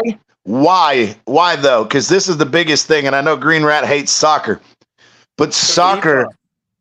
Yeah. Because soccer federations have done the fucking research and have fucking clarified that natural grass, if you maintain it, is much safer than turf over the long term. And they said, FIFA has said to multiple teams, if you want to become a soccer federation, it must be grass. Period. End of story. No fucking exceptions whatsoever. It doesn't matter whether you're a northern fucking team and you got snow and you got heavy rain, or you're south and you're fucking hot as shit and you get no rain. They don't give a fuck because they've done the research, and the research unequivocally says that grass is much safer. Okay, but he backs it up with this. The type of grass being installed for the World Cup is not fit for football. It's a completely different type of surface. They're more concerned with how the ball bounces as opposed to anything else. Oh, yeah, I was trying to pull it up. Go ahead, bro. It'll be a temporary grass field that goes down. And that's great. And that it's great in June and July. And they are correct. Now, the thing is yes, in soccer, they're worried about shortcut fields where certain types of grasses grow better in certain environments. However, again, just like with the Las Vegas Raiders Stadium, when they decided on the blend of grass that they were going to use, they actually use a fucking blend of grass that has both it's called Northern Rye and St. Augustine, and they're both hybrid models, meaning that they can do well enough in hot without getting scorched, and they can do well enough in cold without going dormant. The thing is it's money. It's money. They don't want to spend the amount of money to get the right combination of grass seed, the right or to spend the money on maintaining it and all of that. The whole point to that is it is absolutely fucking doable, and the science is unequivocally proven that grass is fucking safer than turf. The problem is it's cheap fuckers who don't want to spend the money on the fucking initial grass and maintaining it. Period. That right there is from Mara, Giants co-owner. That last statement. Okay. Well, all right, bro. I'm going to bed.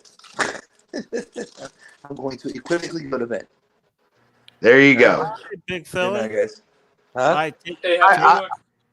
Yeah, and see again, here's another situation. And he says, no matter how many times you change it out, we tried this back in 99 to 2000 with natural grass field trays and stuff. It was not a pretty sight in December and January. Again, to think you can get there someday. I'm just not satisfied we're there yet. And the thing is okay, you tried it back when? Oh, 24 fucking years ago you tried it? Yeah, you tried it 24 fucking years ago when all these hybrids and shit weren't out. Now they are. And they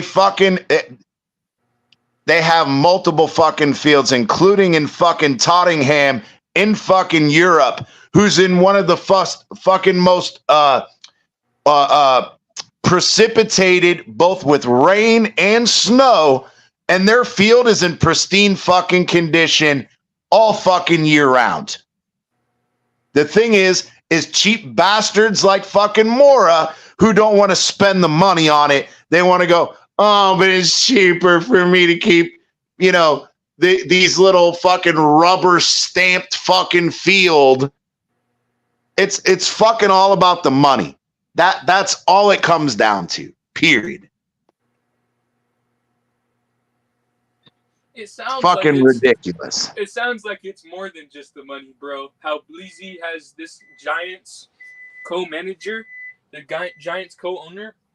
Bro, it sounds like they honestly want to get their stadium right. It's just that they're running into a few things that us normal people don't think about that is more tough, The thing is no, they don't. They say no matter how many times you change it out, you don't have to change it out. And this is exactly what the guys that were on that documentary with the LA dude, they had 3 different fucking experts come in and talk to the owner before he made a decision. And he had asked them, look, it gets cold here at nights in the winter. How are we going to keep the grass from going dormant and getting torn up during the scorching hot fucking months of the summer? How are we going to prevent the grass from getting scorched, drying out, and dying? And the expert was like, all it comes down to is the right blend of grass seed. And if you get the right blend of grass seed, and he brought up a fucking chart and he showed the temperate zones in each area of the United States. And he goes, you're in temperate zone 2. These types of grasses will work year round in your temperate zone. But if you were, say, in Minnesota, you could have Minnesota's in temperate zone 5. These are the type of grasses, natural grasses, and this is the type of blend we would use in that location.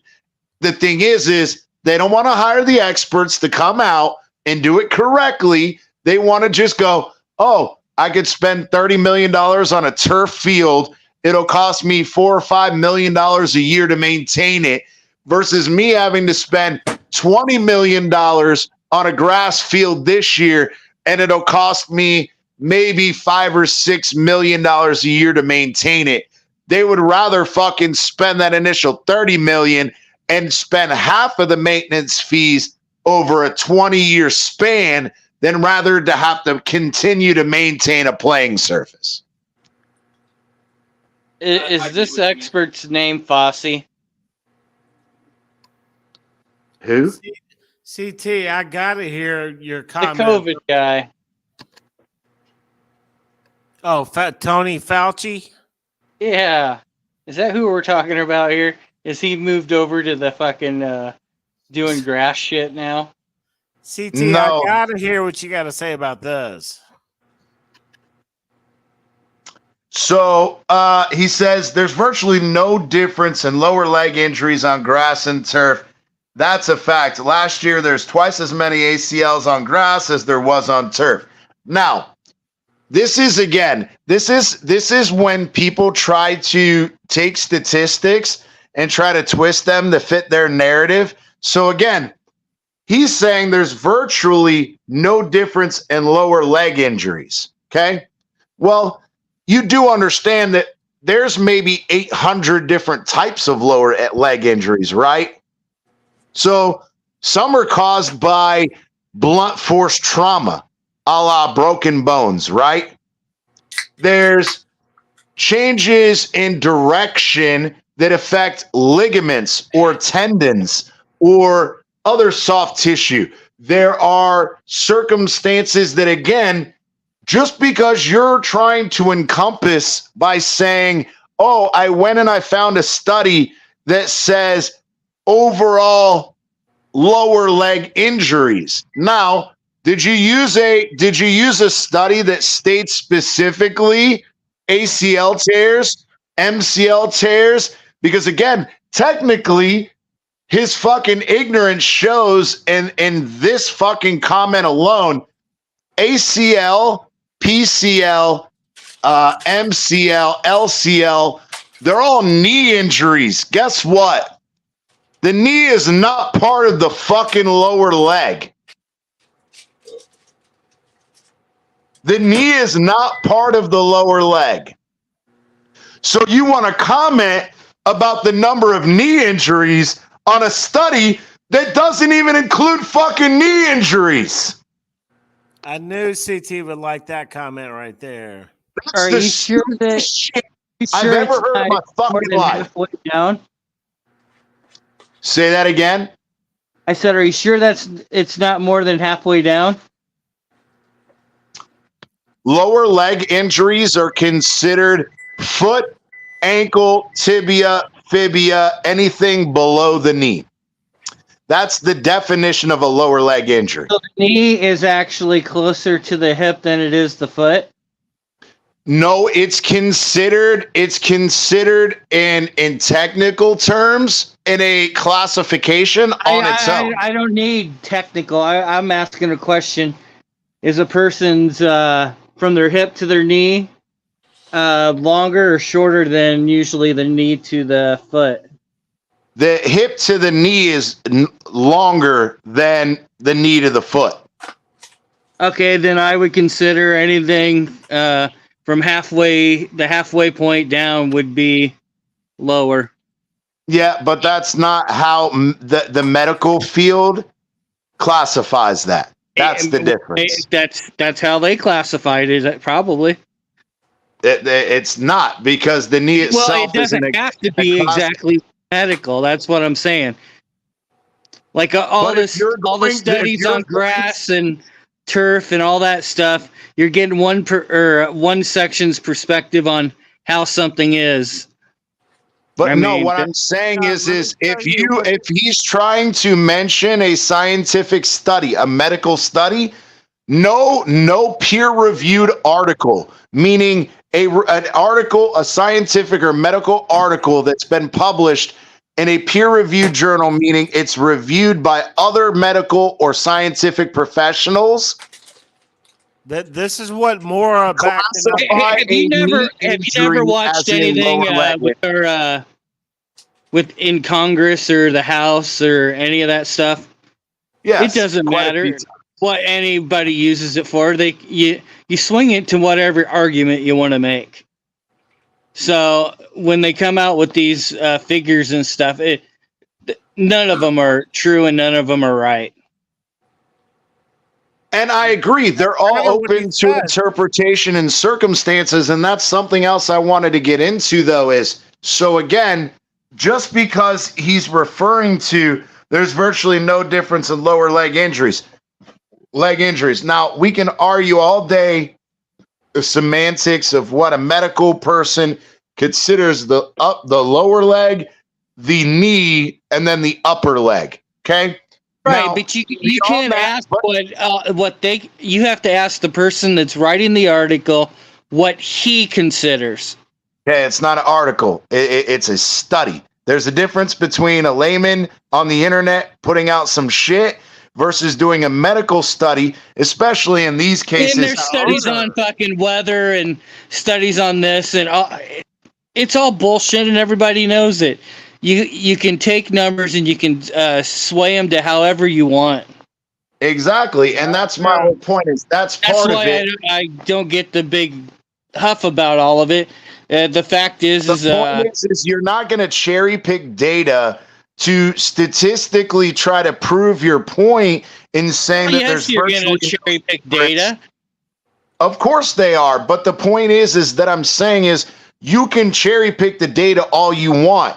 But if the individual who's trying to take interpretation of the data does not have understanding or clarification, what do you consider lower leg? And then, okay, what data did you use? Now, did your data include, all lower leg injuries? Well, whether or not they played on grass or turf, did they differentiate between blunt force trauma injury? Did they take into account data on change of direction, on ligamentous damage, on tendinous damage, on muscle body damage, muscle tears? Did they talk about? Doesn't matter. That's the whole. It doesn't. It does. Well, are you going to go overrule all these guys and all their studies? You're right. To the layman person, it doesn't fucking matter. You're right. For the layman person, it doesn't. That's 90% of all your football fans. I agree, but I'm saying but the point is, though, is you're an NFL owner and you're trying to portray something that's not medically or scientifically true, knowing, as I said earlier, about the hip drop tackle and everything else, that you can say all these statistics. The NFL can say, oh, it's 25% more likely that somebody who gets tackled this way is going to get injured. Well, the layman person doesn't have the knowledge to question where in the fuck you're coming up with these assertions. Let me see the data. Does, because you don't know the information that they're looking at. They give you a broad picture of what they're looking at. And again, that's why I said, please show me. Show me. because I think it's bullshit. You don't need to be showed. Damn. You're right. It's I don't need to be, their but I'm going to sandbox. be the one questioning it. Again, just because they don't owe anything to me doesn't mean that I'm not going to call out their fucking ability to quantify something correctly. And if that's my field of expertise, I'm going to call it the fuck out. That's what I'm here for. No, that's why I'm here to educate the layman NFL fan.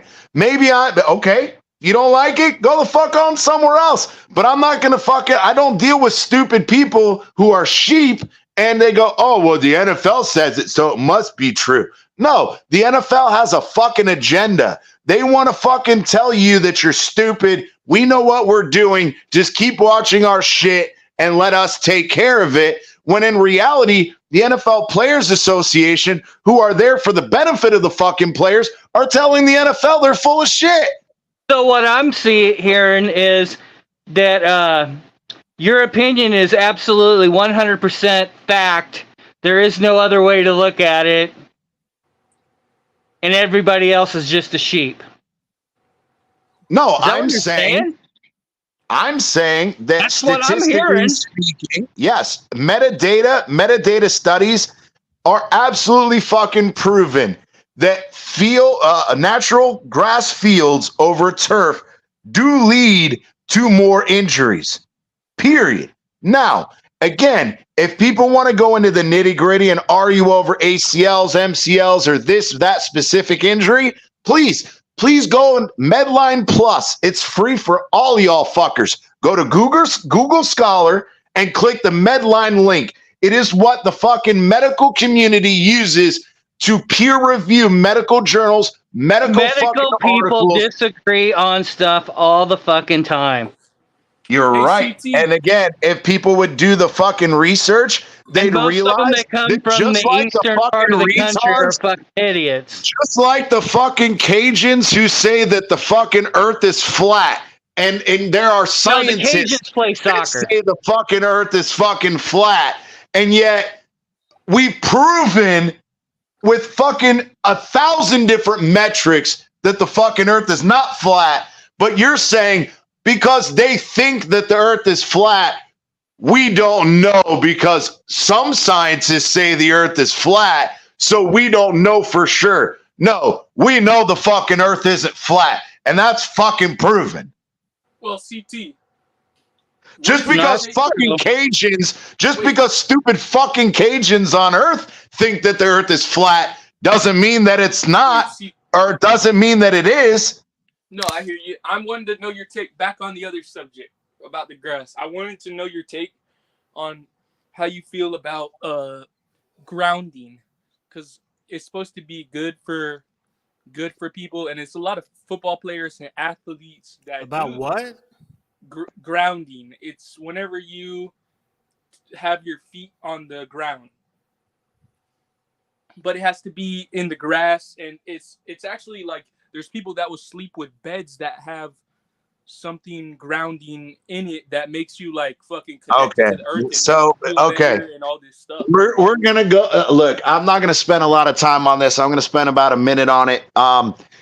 Look, so the idea of grounding, it's just an electrical magnetic field theory. Okay, it's just like what he's talking about. Again, you understand electrical. Yeah. Like when you the go grounding camping. wire, you have a grounding wire, right? You have the negative, the positive, and the ground, right? So there are a secular group of individuals who they believe in the idea of what's called dowel rod grounding. Just like when you have, again, your AC unit or your electrical unit, you have to go and pound in an 8-foot grounding rod into the ground, and you got to connect it to your house, to your panel, your electrical panel, so that it can be grounded, right? Well, there's a secular group of individuals who do believe in the grounding of the human body. We do know that nearly fucking 40% of your body's tissues are encased in fluid, right? So again, all your cells have fucking fluid in them. your body is largely made up of water, right? Well, the idea is that water is conductive. And people say that if you put a grounding rod on your bed, or you do other things to try to ground your body, that the electromagnetic field can help you recover better, sleep better, and all of that. Now, I have not done, I know the mechanism by which people are stating that it can give them benefits. The question is again, each individual human body is different. Just because something works for someone doesn't mean it's going to work for everyone. And at the end of the day, I haven't seen enough scientific data to give a opinion one way or the other, but I can say this. It does work for some people. It doesn't work for everybody. It's the same idea of people who wear those stupid fucking fuck, what are the brass bands or whatever, the little like ionic bands and shit, and they go, yeah, the copper shit, yeah, the ionic bands. Some of them are copper, some of them are, all kinds of different metals, but they're like, oh, it helps me with arthritis, it helps me with joint pain and whatever. Okay, whatever. great. Brett Favre says it works. Well, again, the thing is it may work for Brett Favre, but it doesn't work for everybody. And so the efficacy, meaning the percentage of scientific data of proven health benefits, I don't have enough knowledge to comment either way on the efficacy of grounding, but if it helps some people, great. Even if it's a placebo effect, and in reality, because again, we all understand the placebo effect, just because you think something helping you, but in your mind it's helping you, then why would I change that if there's no harm, no foul, and it is physiologically helping you, whether it's a mental placebo effect or if there is an actual physiological effect? I don't know. I think that's what the grass does. Say it again. Now you're going to fucking say it's grass. Now grass is a placebo effect. Well, wait, CT, you're not really answering it. You're not really giving your opinion. You're just giving the general, I'm trying to be as nice as I can. It's absolute bullshit. So you don't believe it? Okay, I will go ahead and give my opinion. Grounding is bullshit. Copper fit and all that is bullshit. It's a placebo effect. Well, I heard Colin, if it worked, your whole house would be grounded anyhow. No, I heard that people have had broken ribs and stuff like that, and they healed. I mean, I've never done it myself, bro, but hey, I know that people that have had broken ribs, they slept on a bed that had a mat or something, that how it was grounded, and they healed double as fast, they said. But how do they say they healed double as fast? On metal?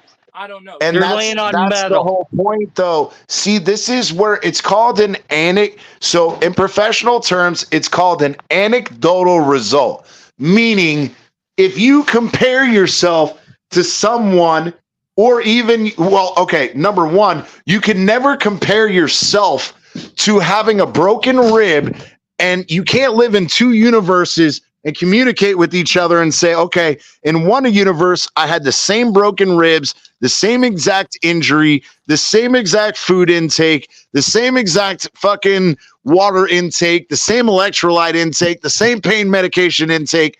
And in these two alternate universes, one of my alternate egos or alternate fucking bodies or whatever slept on a grounded bed and one didn't. Then you can what's called biometrically compare. You can biometrically compare those two things. However, if you can't biometrically compare something, all you can do is compare yourself to other people. But in that same realm, again, we've talked about some athletes can heal faster than other athletes. So every individual body is different. So to try to make anecdotal comparisons are not, they're just that. They're anecdotal. You can never prove it one way or the other. In the turf? Say it again. Doesn't that apply with this grass and turf conversation? So no, it doesn't, because they've done scientific studies where they've came out. How? So let me there's not two people that are the same. How, if you would shut the fuck up. So well, again, it's plain and simple. There's no two people the same. So how could they do it by what you just said about the other one? I don't know. Because in those, what they do is they use mechanical machines with measuring instrumentation to say, okay, it's mechanical. It ain't human. And I agree with that. You literally just said you can make the argument about fucking it can only be one way, not two. And again, you can make comments on the forces in physics needed to create an injury environment to someone. Now, if you go out and you say, okay, everybody is different. You're correct. However, it does not change. Every time somebody cuts on a certain grass or whatever, it doesn't matter. It all depends on the person's body himself. So maybe this is a crazy conversation about grass and turf. It does. And I'm not disputing that. Again, the individualistic argument is anecdotal. However, the scientific portion is saying that if they have a fucking cleat and they have a mechanical fucking lever that measures if this tendon, which again, every human body, irregardless, everybody's tendons and ligaments, they're in the approximate same area, but no two people are exactly the same.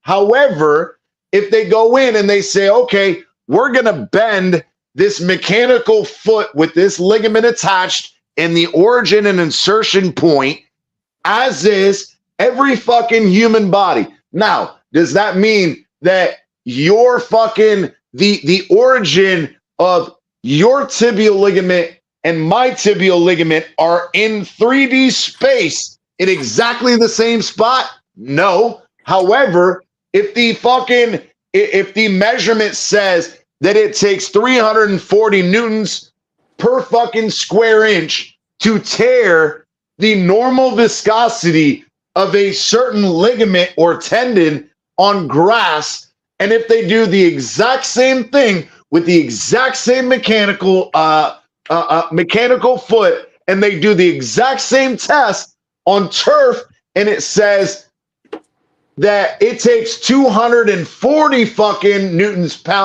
per square inch, that means that it takes less force of pulling in a certain direction on turf to create a tear or a complete failure of a ligament or a tendon versus on grass. Why? Because grass gives more. Grass, you can tear through grass easier than you can tear through turf. And the fact that turf is nope, I think it's wrong. Well, you can think whatever you'd like. It's about science. Which cleats are you? Yeah, you can take your science and shove it up your ass because nobody in this fucking world understands everything anyhow. We don't know everything. Obviously we don't, because are you taking in the factors of the shoes, the cleats that the athletes are wearing on the fucking grass? I agree. Yes, and that would change that. So no, it's just a ridiculous conversation on bitching about something that they're either going to change or they're not going to change. Well, and I agree to that extent. All I'm saying is I have the issue of, if you're going to say science one way or the other dictates your decision to or not to replace turf is in the affirmative or the denial, I think that's bullshit. It comes down to, are you willing to spend the money? That was my whole fucking point. Yeah. And But we got way the fuck off topic. I know you do. You always get way off on it. No, it wasn't me. You're the one that kept all fucking going, and then Kyle wanted to throw this grounding bullshit in. And you and your medical fucking bullshit. So it was on topic because I was just talking about grounding and stuff. Yeah, it was on topic. It was all good. Hey, you know what just hit me real all of a sudden? All this shit about, hip tosses. A coconut?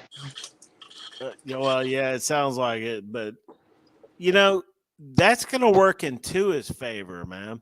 Because when he got slammed to the ground, that was a hip tackle or whatever the fuck they're calling it now. But the question is that really going to play to his benefit? Because if they do it, we got a 15-yard penalty. We knocked his ass out for 4 weeks. How does that really help him? That's a dirty ass play if they do. Can you pull that? Can you pull that one up? Because it's been about a year. To his tackle. Yeah, because it's been a while since that, bro. Yeah, let's look at it. Let's pull it up and look at it. But again, my argument is just because it's outlawed doesn't mean people aren't going to do it. That's the thing. Well, no, I mean that's always true, but hey, also just look at the lineman for the Eagles that fucking was pulling that dirty shit against us in the Eagles-Dolphins game. What was it, Carter or whatever? They'll always send out the one that kept up putting his hands to the fucking face mask and smacking the fucking helmets and shit. Yeah, the head thing. Yeah, when he fucking would smack the shit out of their faces, and then there was a couple times where he pushed the fucking the bottom of their face mask up into the air, which should be hands to the face, and they didn't call that against him either. Yeah, I think it was the Deacon Jones penalty, I think is what they consider it. Well, yeah, where they were slapping him in the side. They were slapping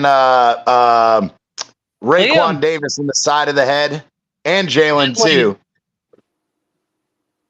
I remember the Raekwon though, because when you fucking slap Raekwon's fucking giant ass and this motherfucker's head goes sideways, you know that ain't right. You smack the shit out of his ass. Yeah, bro. Like when Raekwon's head fucking turns sideways, you knocking the shit out of that helmet.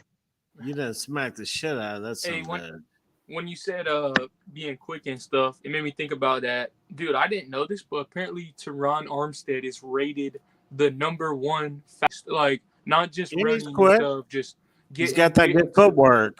Yeah, bro. I was kind of shocked. All right, I didn't know. Here we go. Here comes Tua's tackle, and we'll see if it's a hip tackle or whatever. All right, you ready?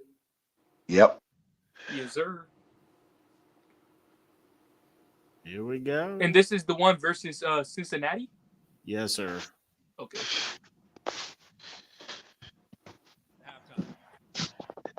Rolling left with the grain, and down he goes. Oh, yeah. That's definitely. That's vicious. That's the definition of a hip tackle. But he didn't actually land onto his feet at all, though. That's the thing. That's so if what you I keep telling you. That isn't part of it. You don't have to land on the legs for it. But like that's what the fucking rule says. I believe there's 3 different types that's going to be included in what they wrote. He's all over his fucking legs. No, if you go back, when he swings him around, Tua falls over the guy's legs. See? He's on the flags right there, though. For a second. I'm going to fast forward that. All right, give me 1 second real quick. Hold on. And then they're going to show it again. Okay, that's all. So we're just going to. I never realized how quick his fingers went all screwy till just then. I mean, it was press it in pause it real quick so you could try to get 1 second more. Right. Yeah, bro. He's on his legs, bro. Because even though at the end it wasn't wrapped he's on his legs and he's on his back. It was a total hip toss. This is what they're trying to outlaw. See, I disagree. I don't think he landed on the legs. I think he rolled onto the legs. Well, look, he's on his legs right here. He's on right, but that's after he's already hit his butt and twisted over. But now he's got his arms wrapped around his waist. That's why I keep saying that there's like 3 different types of this. There's the one where you grab them. This is the one they're outlawing. He's close. He's got his arms around his waist and he's dropping down with all of his weight and swiveling around. It has nothing to do with him rolling over on his leg. How about that swivel? That's a fucking swivel. That's what they're talking about. That's, it's not so much about the legs. It's about that swivel right there. Yes, that's what I'm trying to say. But then I think there's also part of it where when they slide down and land on the back of the legs while still holding onto the hips, I think that's another one that they're considering. And that's more of what you saw in the other videos that we saw earlier. So there's like 3 types. No, and I think they just wrote everything in a poor way, trying to cover all 3 kind of, or I'm calling it 3 different types. Just because it's a swivel, but if he doesn't land on his legs, that's okay? No. And that's what I'm saying. I don't think the legs have to be a part of it, but the legs could be the part of it that they get in trouble for, too. I still blame this on Connor Williams, dumbass. Dude, I was about to say, look how many of the offensive linemen are once Tua starts to get wrapped up. Look how many of our offensive linemen are over at the right side. Look how much open room he had right there. Dude, but just wait till he starts to get wrapped up. See, that's Connor Williams right there. And he just lets go of that guy. Watch. To a rolling left. Bruh. Watch. He blocks him for about half a second and lets go of him. Hang on, let me go back. His ability to make adjustments at halftime. To a rolling left. With the grain, and down he goes. Slung down at his own 48-yard line. Enough of that. He knocked his ass out. That's what they're trying to get rid of. Yeah, man.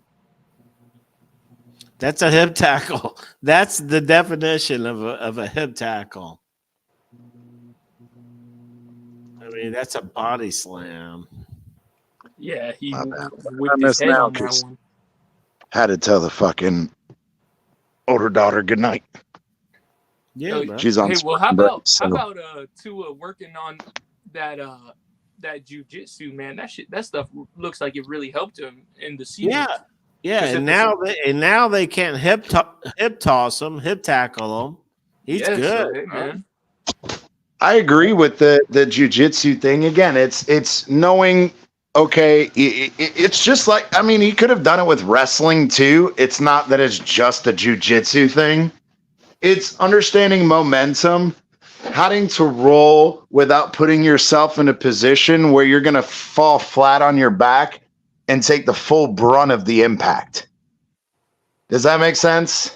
Yeah. No, I thought it was really, I only really saw it in the first few games, but I really liked how he we saw multiple times, bro, when he'd get thrown backward and he'd roll and he'd put one shoulder and he'd tuck his chin and he'd roll on the outside of his shoulder, use his other hand to brace himself so that the other hand is taking some of the momentum and the force. The shoulder is taking some of the fucking momentum and the force. And then he rolls with it to transition that momentum and force, instead of just landing flat on his fucking back, taking all that fucking impact, and then hoping that your neck muscles are strong enough to prevent your fucking head from whiplashing backward. It's all understanding force and momentum. Yeah, man. I like that he worked on that, and I hope he continues to do a little bit of it in the off season. Look at fucking Irvin in here. Let's get it, Irvin. Get your ass up here. But Sir. Just remember, many years ago, there was a NBA basketball player that went to a stunt guy to learn how to fall. Oh, damn. Really? His name was Dwayne Wade. Well, there you go. Remember, because every time he'd go to the hoop, he got knocked on his ass. So he went to a stunt guy to learn how to land. Yeah, and yeah, it's a similar concept. Dissipating forces and momentum. That's all. And I think it's ironic that everybody talked about how much he bulked up, and now Nick Hicks is talking about we're going to slim down and make him more mobile, and everybody's like, oh, it's going to make him more susceptible to injury.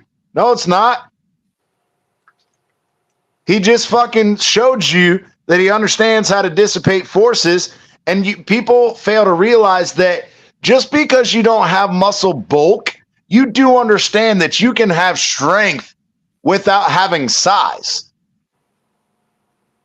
People fail to understand that concept, that you can be just as fucking strong being a skinny guy as you can with being a huge fucking muscular guy, because cross-sectional area of the muscle has nothing to do with its ability to produce force. People can do 1 max rep training, 3 rep max training, and you can get the same amount of fucking strength gain without fucking having 24-inch biceps. But people think that, oh, this guy's huge, he must be strong. You know how many fucking dudes that when I was doing personal training before I became an exercise physiologist, they would come to me jacked as fuck.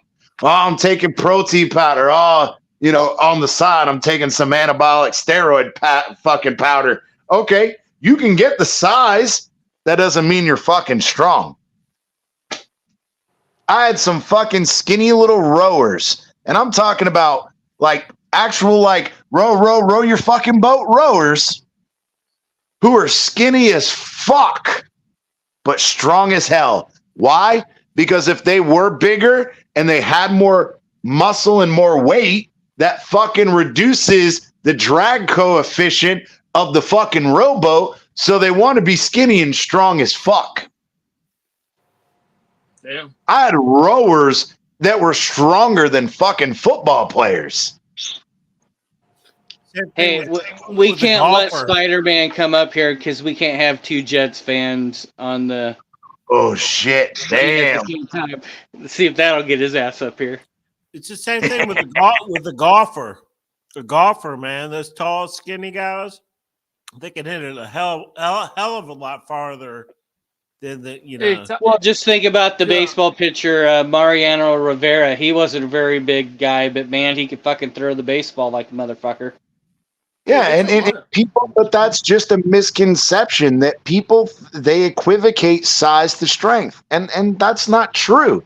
Say he loses 20 pounds in muscle mass, that doesn't necessarily mean that he's going to lose the strength gains that he's created while having more muscle. Just because the cross-sectional area of the muscle is bigger doesn't mean that you lose strength gains. But that's the ignorance of the normal fucking fan. Doesn't mean you're stupid. You're just ignorant. You don't understand the concepts. You don't understand the physiology.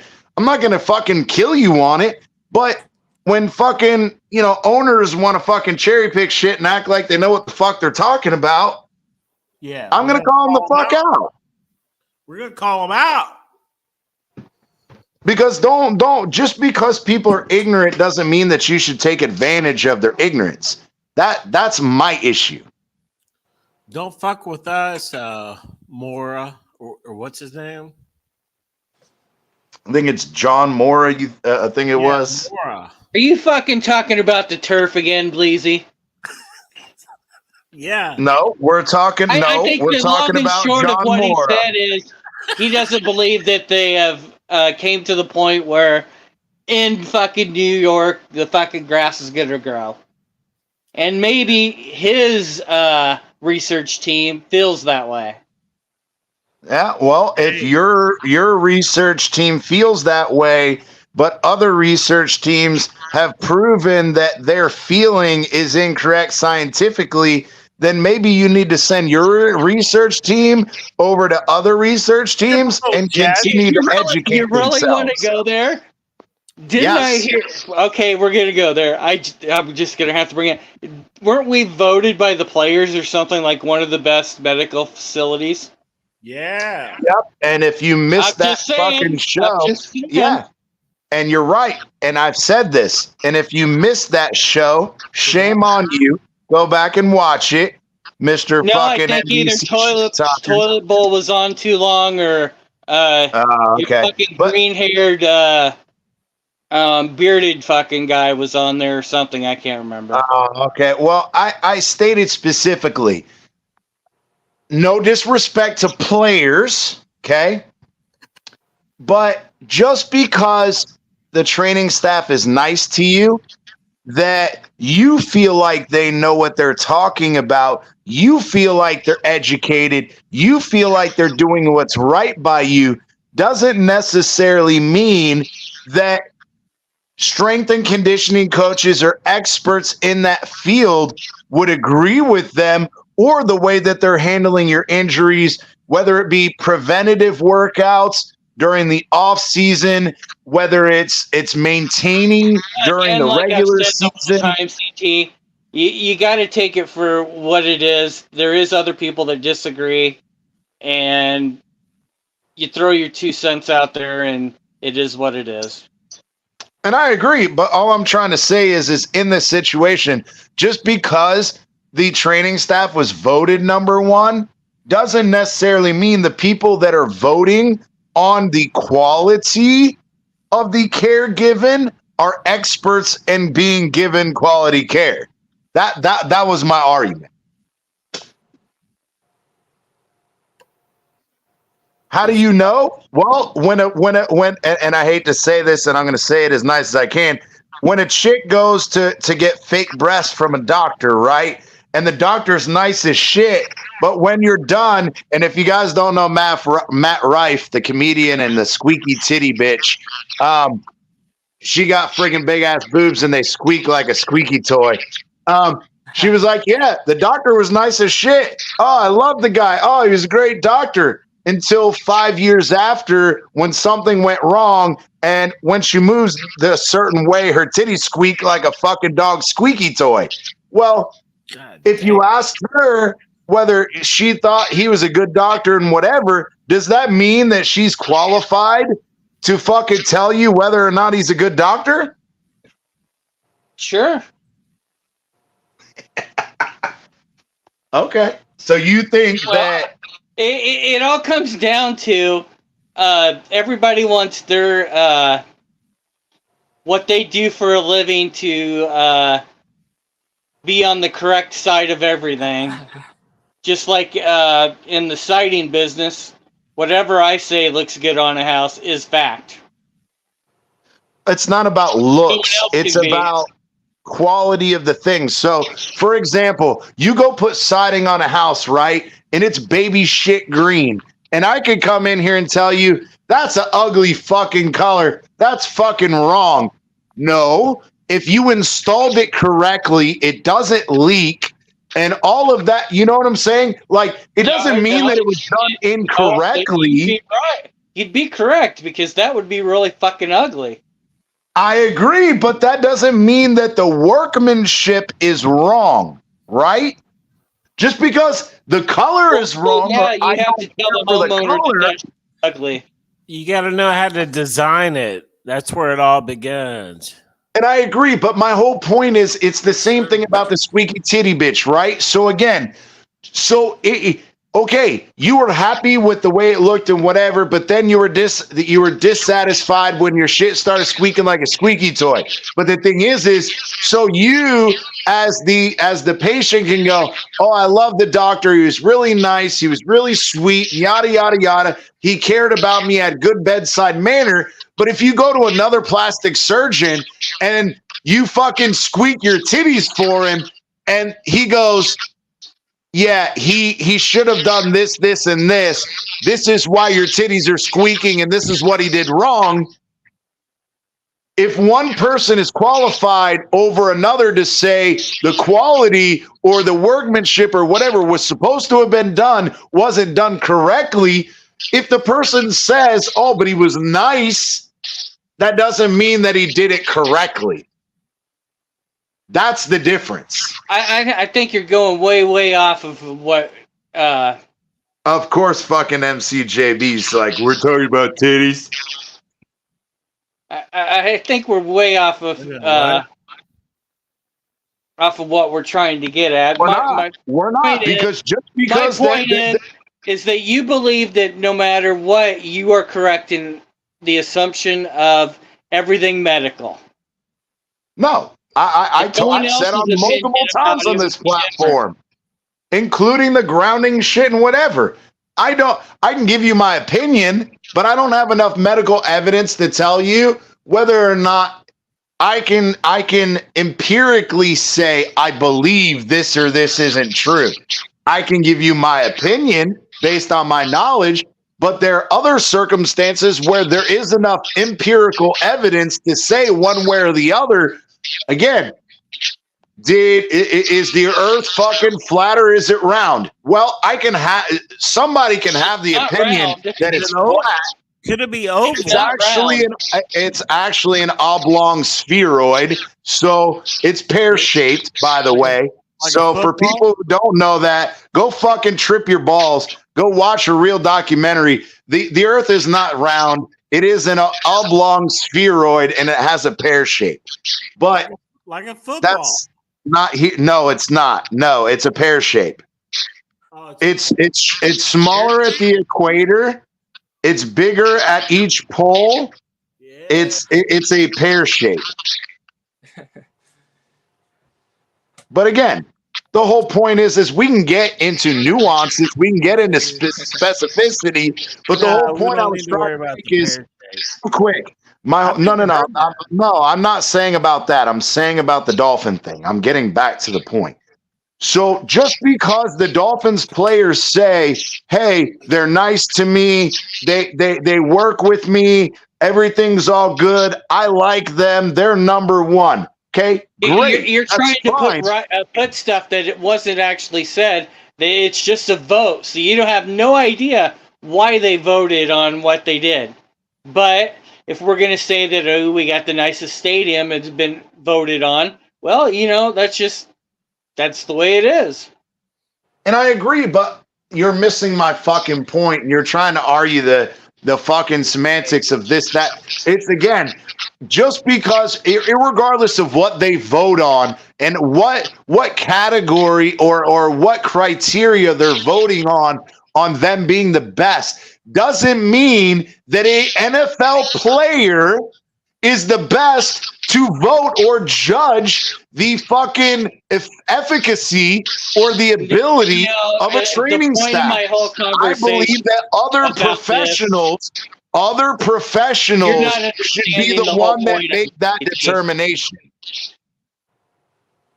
That's my only issue. That I've been trying to make all night is that all these professionals that have all these fucking bullshit numbers and stats and all this bullshit, it's all fucking bullshit. All of it.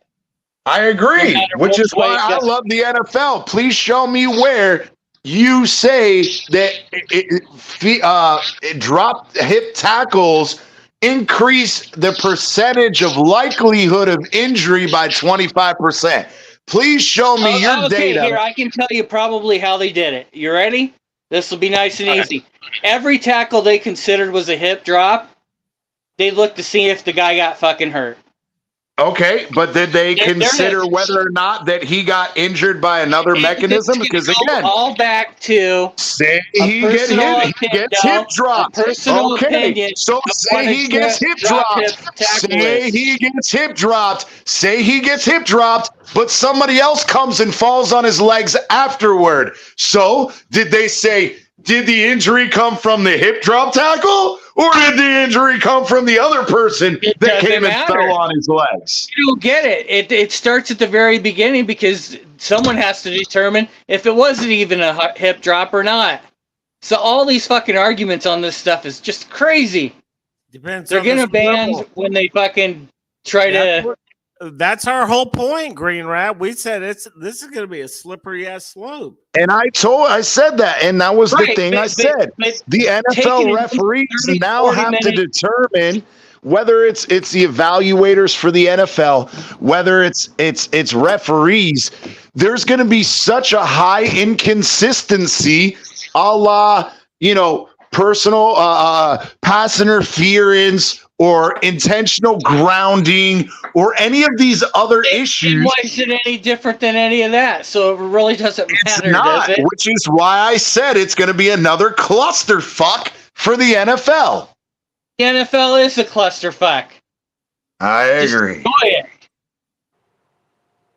Yeah. I know.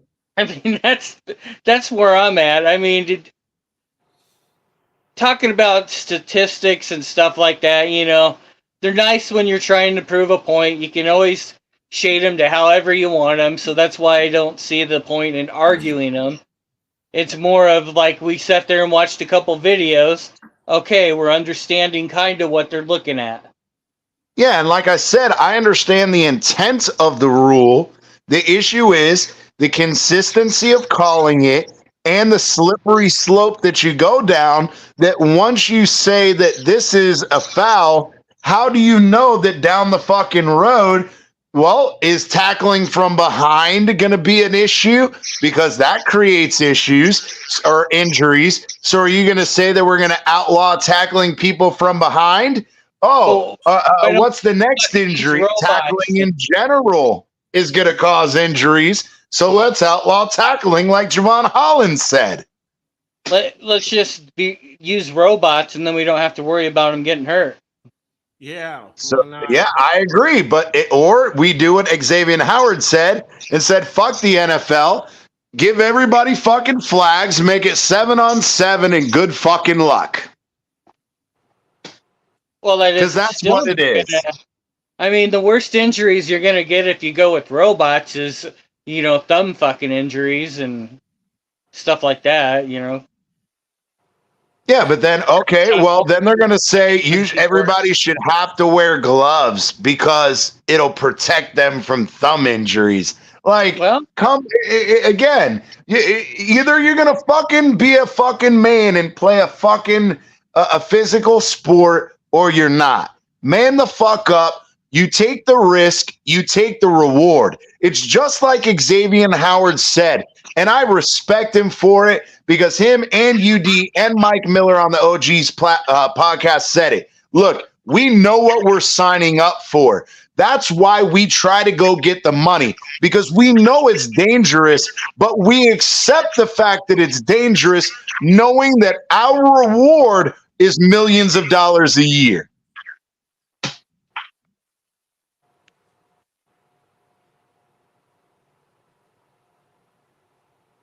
I'm gonna box fucking Irving's fucking Jets fucking hat off of him if he doesn't get up here. Yeah, and if fucking MC wants to keep fucking instigating, I'm gonna fucking box the fucking smile off his face. Let's go, baby. Get your asses up here. Come on up. I think that it really comes down to, it doesn't matter what our opinion is.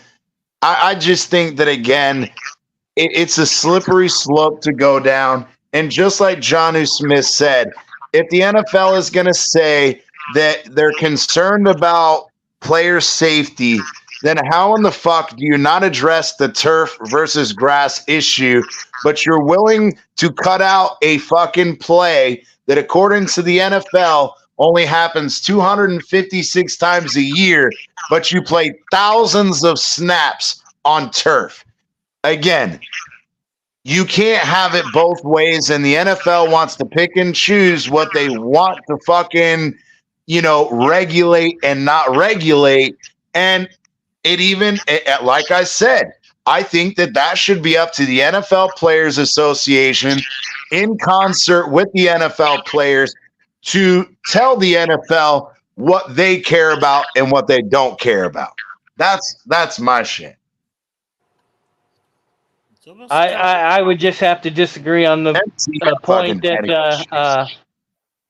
that it's the NFL sandbox, and if you want to play in it, you're going to have to play by their rules, or you can go find a different job. It's almost kind of like the chop block.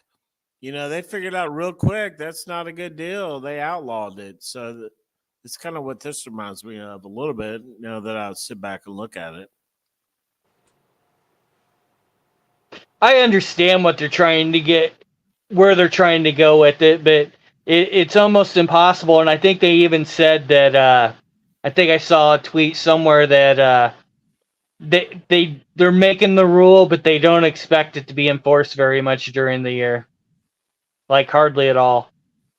See, but then that's fucking asinine. Then why even fucking bring it up? Because it's the same thing that we had the argument about the points of emphasis that fucking Sterator talked about the one time the Dolphins were on that Monday night game, and they were like, oh, well, there's rules, but then every offseason, the NFL decides which rules they want to highlight for that year. What are going to be the points of emphasis? Well, if you're not going to emphasize it, then why in the fuck is it a rule to begin with?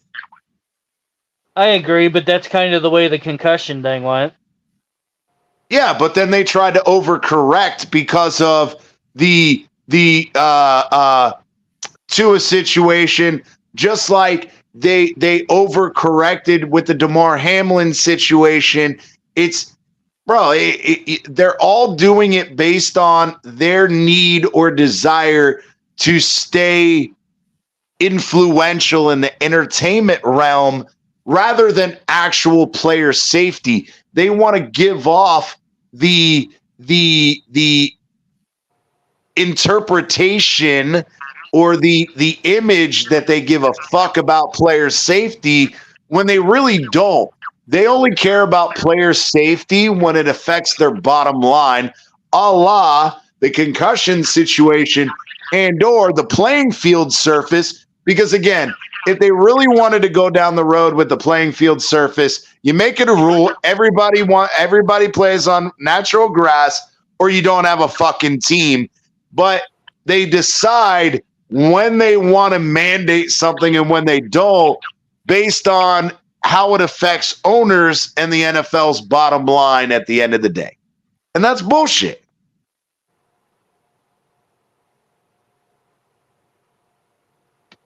I don't know if it's bullshit. It just sucks that I'm not making the money. Oh, shit. Damn. Irvin and fucking MC going at it. Damn. He said, JB, you like two-hand touch. Nah, MC likes one-hand touch. Damn. Anyway, no, but I understand, and I understand that it's not overall. It's the don't give off the interpretation or the view that you care about player safety at all costs when it's not at all costs. It's what can we do to make it. I mean, they got to also pick and choose on what they're going to do too. I mean, well, what's going on is that if that's the case, they're getting the lawyers. They're getting the lawyers and the doctors involved, and that's why it's getting all fucked up. I agree, but to the point to where, again, even if you can't outlaw everything that's going to hurt a player, because like I said earlier, if that's the case, then just don't play football, period. But then there's the other extreme, as we've talked about previously. The players themselves say, we understand the risks, the inherent risks that we engage in, knowing that, yes, we do risk significant bodily injury, but we do it for the reward of the millions of dollars. So you either got to let them play the game or stop playing the game, period. One or the other. I think you got a lot of players in between each extreme, where a lot of them do bitch and moan about player safety, but yet then there are some that, you know, don't give a shit because they're getting paid tons and tons of money. So if I was a lineman, I'd be pissed.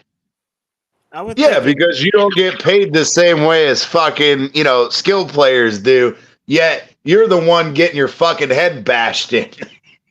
I think all players should be paid the same amount, and at the end of the year, they figure out what the fucking team made, and all players get a certain amount of the profit over the year.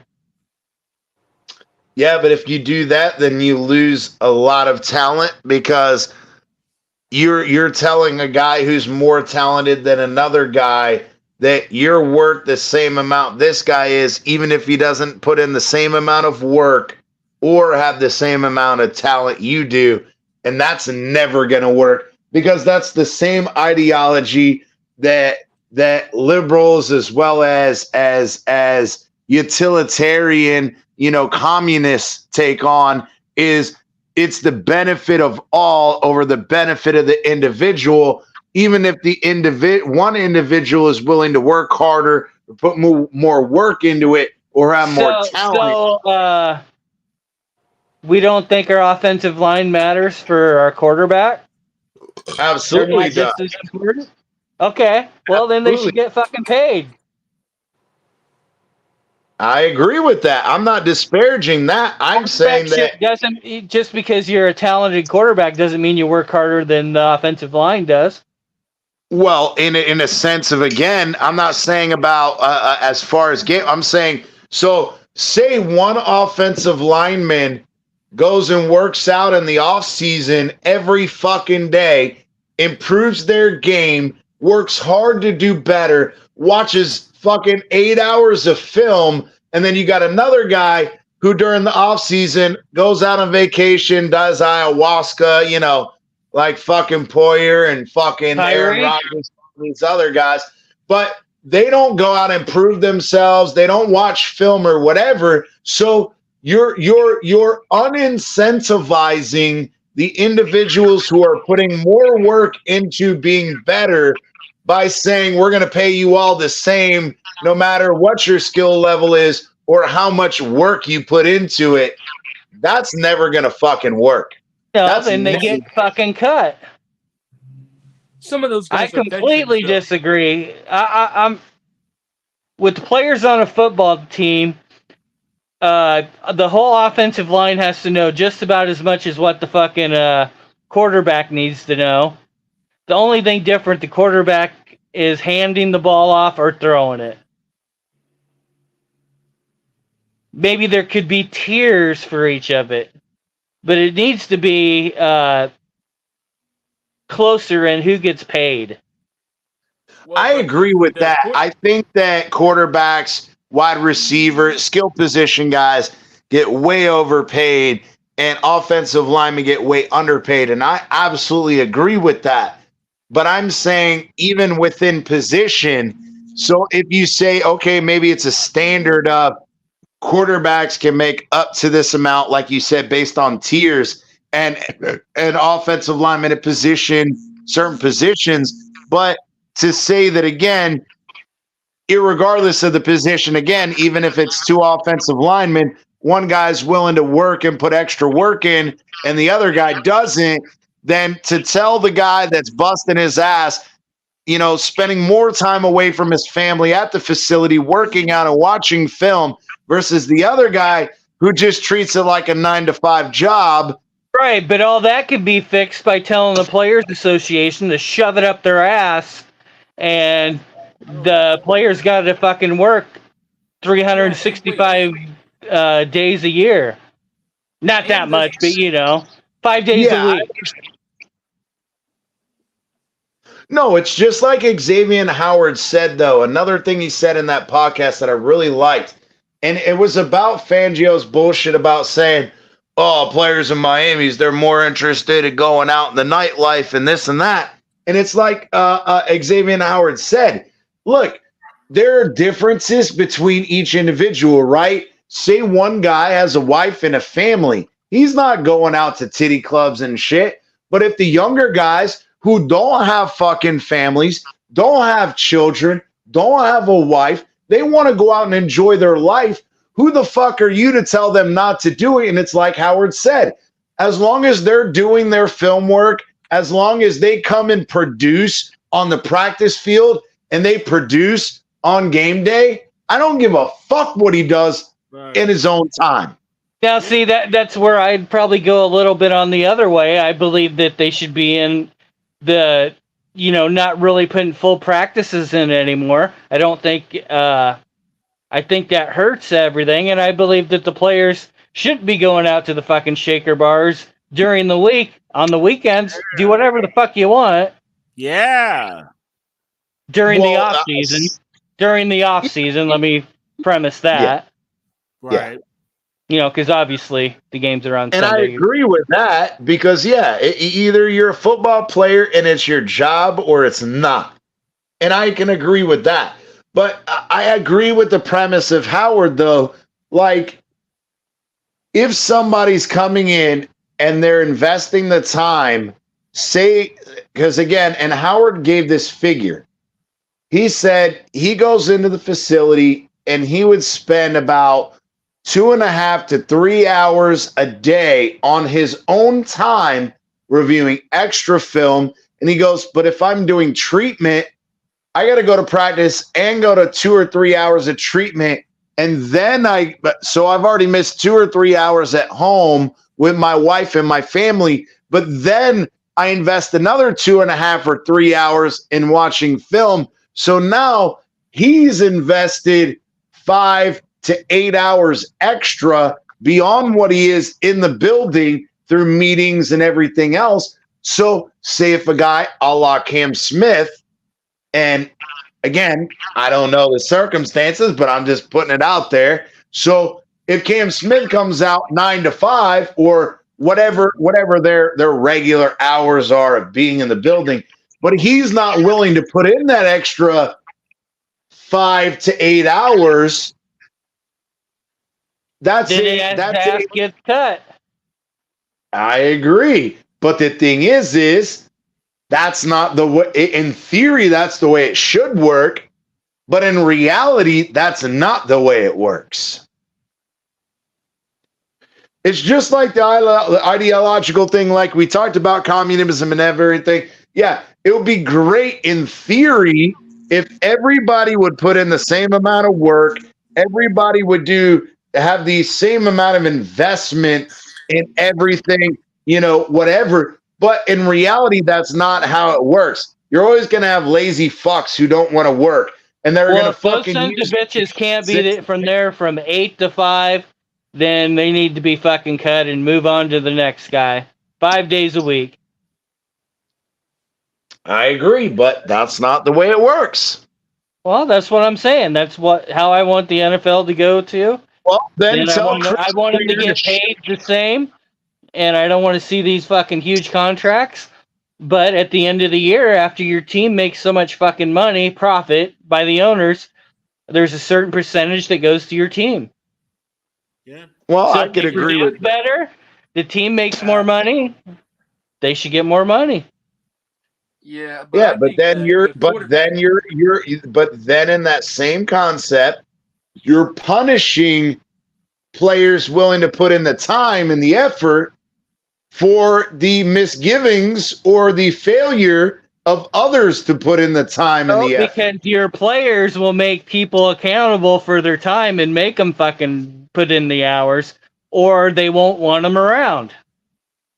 Yeah, well, that happens now. Are you going to go to work and do all the work and let some jackass sit there with his thumb up his ass? Fuck no. Yeah, Because but they pull do your that fucking now. load. Even Xavier Howard made a comment about Jerome Baker and Jerome Baker's unwillingness to spend extra time. Okay. And he said players hold other players accountable. But at the end of the day, if, say again, in the Brian Flores era, that Jerome Baker is the fucking teacher's pet and Brian Flores, that Jerome Baker, even if they don't want to play with Jerome Baker, because Brian Flores is sucking Jerome Baker's cock, Jerome Baker can do no wrong. It doesn't matter what the other players feel because the coach likes this guy and he's going to keep him around whether he's doing the right shit or not. But it could if they were getting paid the same amount of money. Baker's, as an example, would be making more money. So he says, fuck it, I don't have to. I'm the guy getting paid. Yeah, but a lot of those guys, like you said, the offensive linemen and the quarterback, they should not be getting paid to close the same because you get into that huddle and you hear the coach tell the quarterback to play, and then they go tell the play to the whole team. They have to know so much more than even if it's at NFL levels. Really? You don't think a lineman doesn't have to know as much as a quarterback? Really? Yeah, if you're going to make that argument, Green Rat, I can't even take you seriously. Stop it. Really? You don't think the fucking linemen don't know fucking the plays, where the play's going to go? No, I don't think the audibles. They got to know the audibles of when the quarterback switches a play to change where they're going to block, who they're going to block. Yeah, absolutely. But do they need to know all of that? And then the quarterback needs to know where the windows are, where to be able to read a safety. I bet you asked a lineman, an offensive lineman, about a play. I bet you he could tell you just about where everybody's going to be. Because remember, sometimes they also go downfield and lay tell you that. The question is he responsible for what the quarterback does? No, he's not.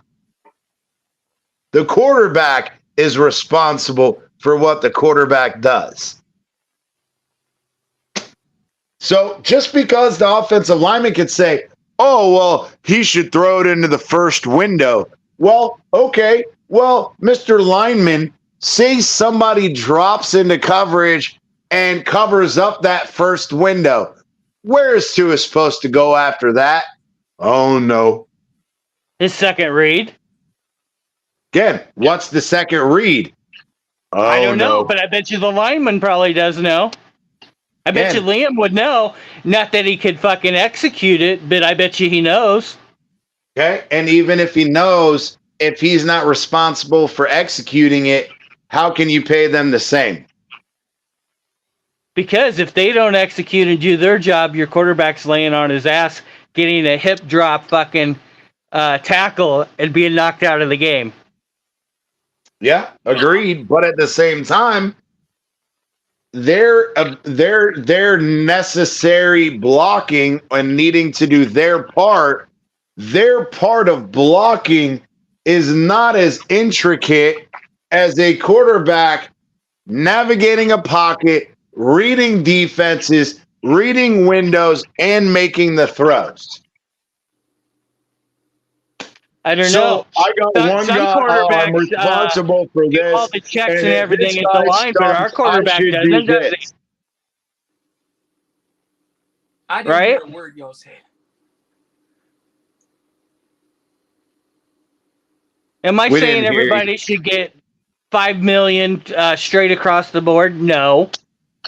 But I think the offensive line, the defensive line, and all those, you got to know you got to know stuff about all the positions because you work as a team.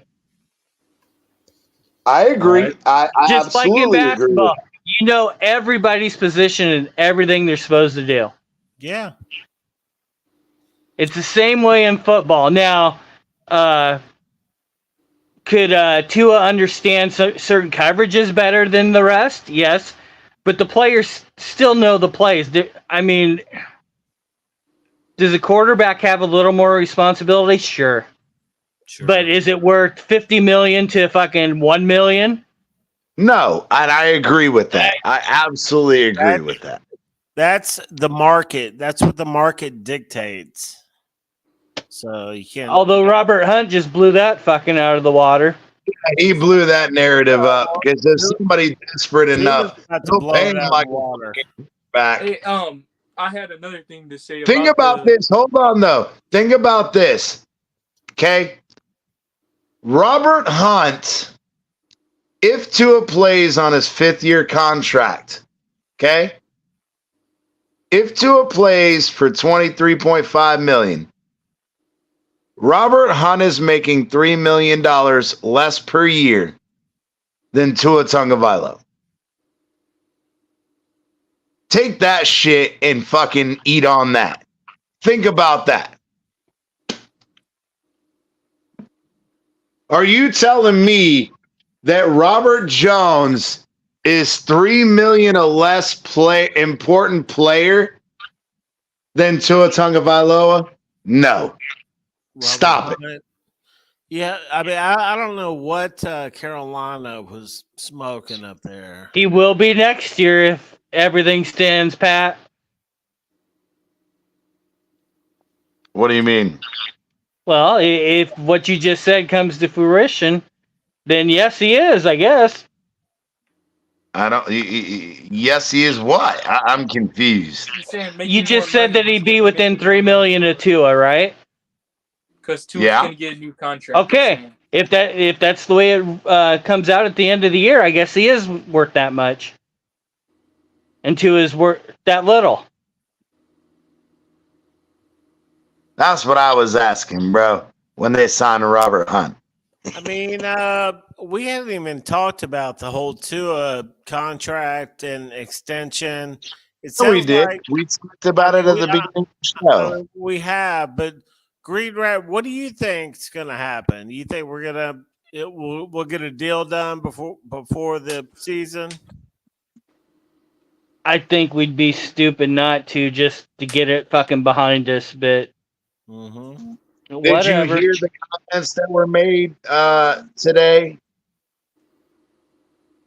Green By Rat? who? Mike McDaniel, and then in one article by Omar Kelly, who stated, and this is where again I don't know the conflicting information. Omar says that Mike McDaniel essentially said they are working on a contract extension with Tua, that they started negotiations at the end of the season, that it's not imminent, however, that business takes some time. And then Omar Kelly said that Grier was asked the same question. Now, some people are saying Grier wasn't even at the owners' meetings, which I don't know how that's possible, because I'm pretty sure that GMs are required to be there. Whether or not he took part in the media session with Mike McDaniel, Omar Kelly's article says that Grier was asked the same question, because Grier was asked the same questions about multiple issues, and we'll get to that in a second. But he said the same thing, or regurgitated the same, pretty much the same exact thing as McDaniel, is that they started beginning contract negotiations with Tua at the end of the season. They're hopeful that they're going to get a long-term deal done before the season. However, quote unquote, business takes time. So that's one thing. The other thing is both McDaniel was asked about the Tyreek off-field incidents in his presser, and Omar Kelly said that Grier was asked about Tyreek's off-the-field things, and they had the same answer. But then some people were saying that Grier wasn't at the presser with Mike McDaniel. So then where were the comments made by Grier? Did somebody find Grier elsewhere that maybe he wasn't at the presser? but they asked them the same questions elsewhere and gave them the same answers? I don't know.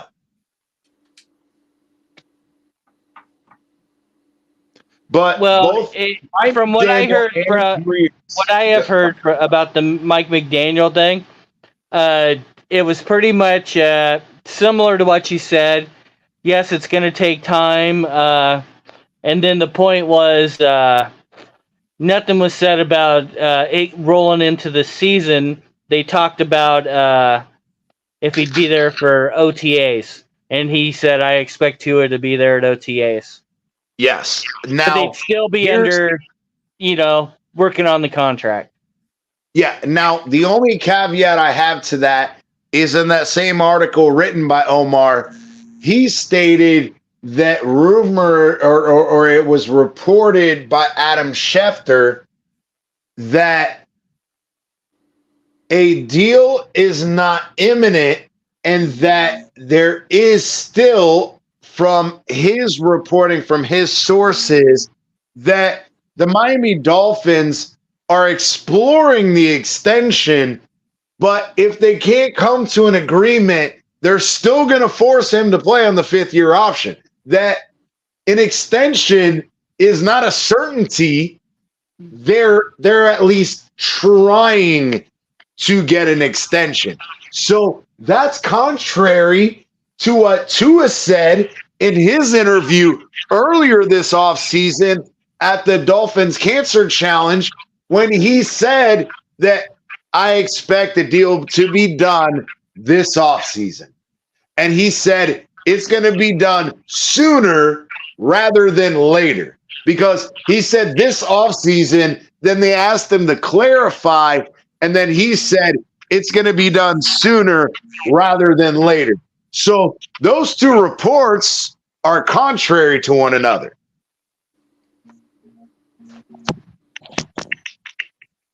So who the fuck do you believe? I always believe Grier.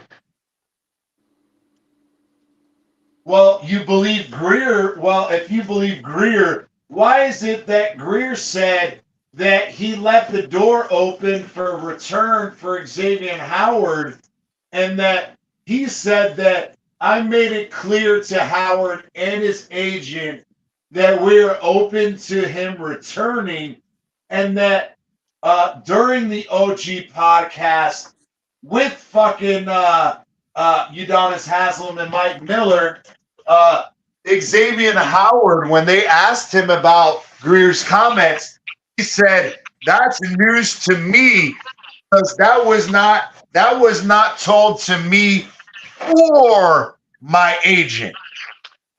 X is a liar. That's what the issue is there. So X is the liar and Grier's the fucking honest one, truthful one. Yep. Who doggy? I mean, who's out cheating on their wife and dick stuff? suckers? Who's out there cheating on their wife all the time? I'm just asking. That's true. I mean, I don't know about. I don't know about that. I mean, I've heard about the Howard is doing. Have you not seen his porn video? No, I don't. I haven't gone in that. So if you're doing if y'all are down that rabbit hole, that's out of my realm. I heard about the chlamydia thing, but I also heard that that the lawsuit was dismissed. So the accusations that he gave some girl chlamydia. So I don't know. I don't know about his cheating. That's none of my business. I don't smoke, there's fire. And nobody likes fire crotch. I agree with that. I'm just saying I'm not gonna debate on his personal life as far as cheating on his wife, whatever. I'm not gonna say that. My only thing is I don't know again about the Grier situation, because there have been multiple situations that Grier has said one thing, other players have said others, and I don't know. I would love to fucking if Christian Wilkins' agent is out there, I would fucking love to get some confirmation, because Grier said that they made an offer to Wilkins, and that offer was competitive last year. I would love to know from Christian Wilkins' fucking agent, what was that offer? Because it was reported that it was $17 million a year. I heard Is 20. that true? You heard what? I heard 20. It was 17 with incentives up to 20, yes. But the base salary was 17 from what I read as the reported. But irregardless, did they even offer you a contract, or did just Grier fucking lie and say he did, but he really didn't? Because Grier said it was competitive. Grier hater is what I think I'm hearing out of you. I think you are. I think you're a Grier dick sucker. I mean, I'm just saying. You always seem like Grier fucking I like does what Grier has done here. You think Grier has done no wrong, and I'm not a Grier hater. I've said again, I don't like a lot of the things he's done. I don't necessarily think he has a backbone. I think that being a facilitator is not fucking having conviction, a la Ozzie Newsome and other GMs. When was X drafted?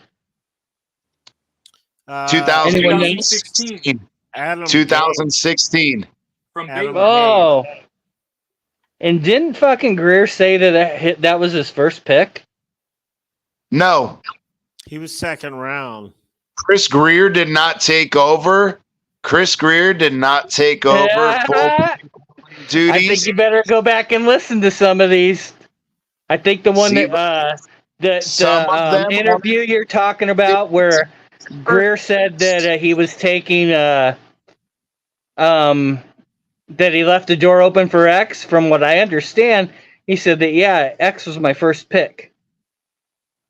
And the thing is then there are other people that have argued. I know. People have argued Batman is one of them. Didn't have full control until Christian Wilkins. So which one is it? That's the question. Like I said, Chris Grier said that X was his first pick, I think.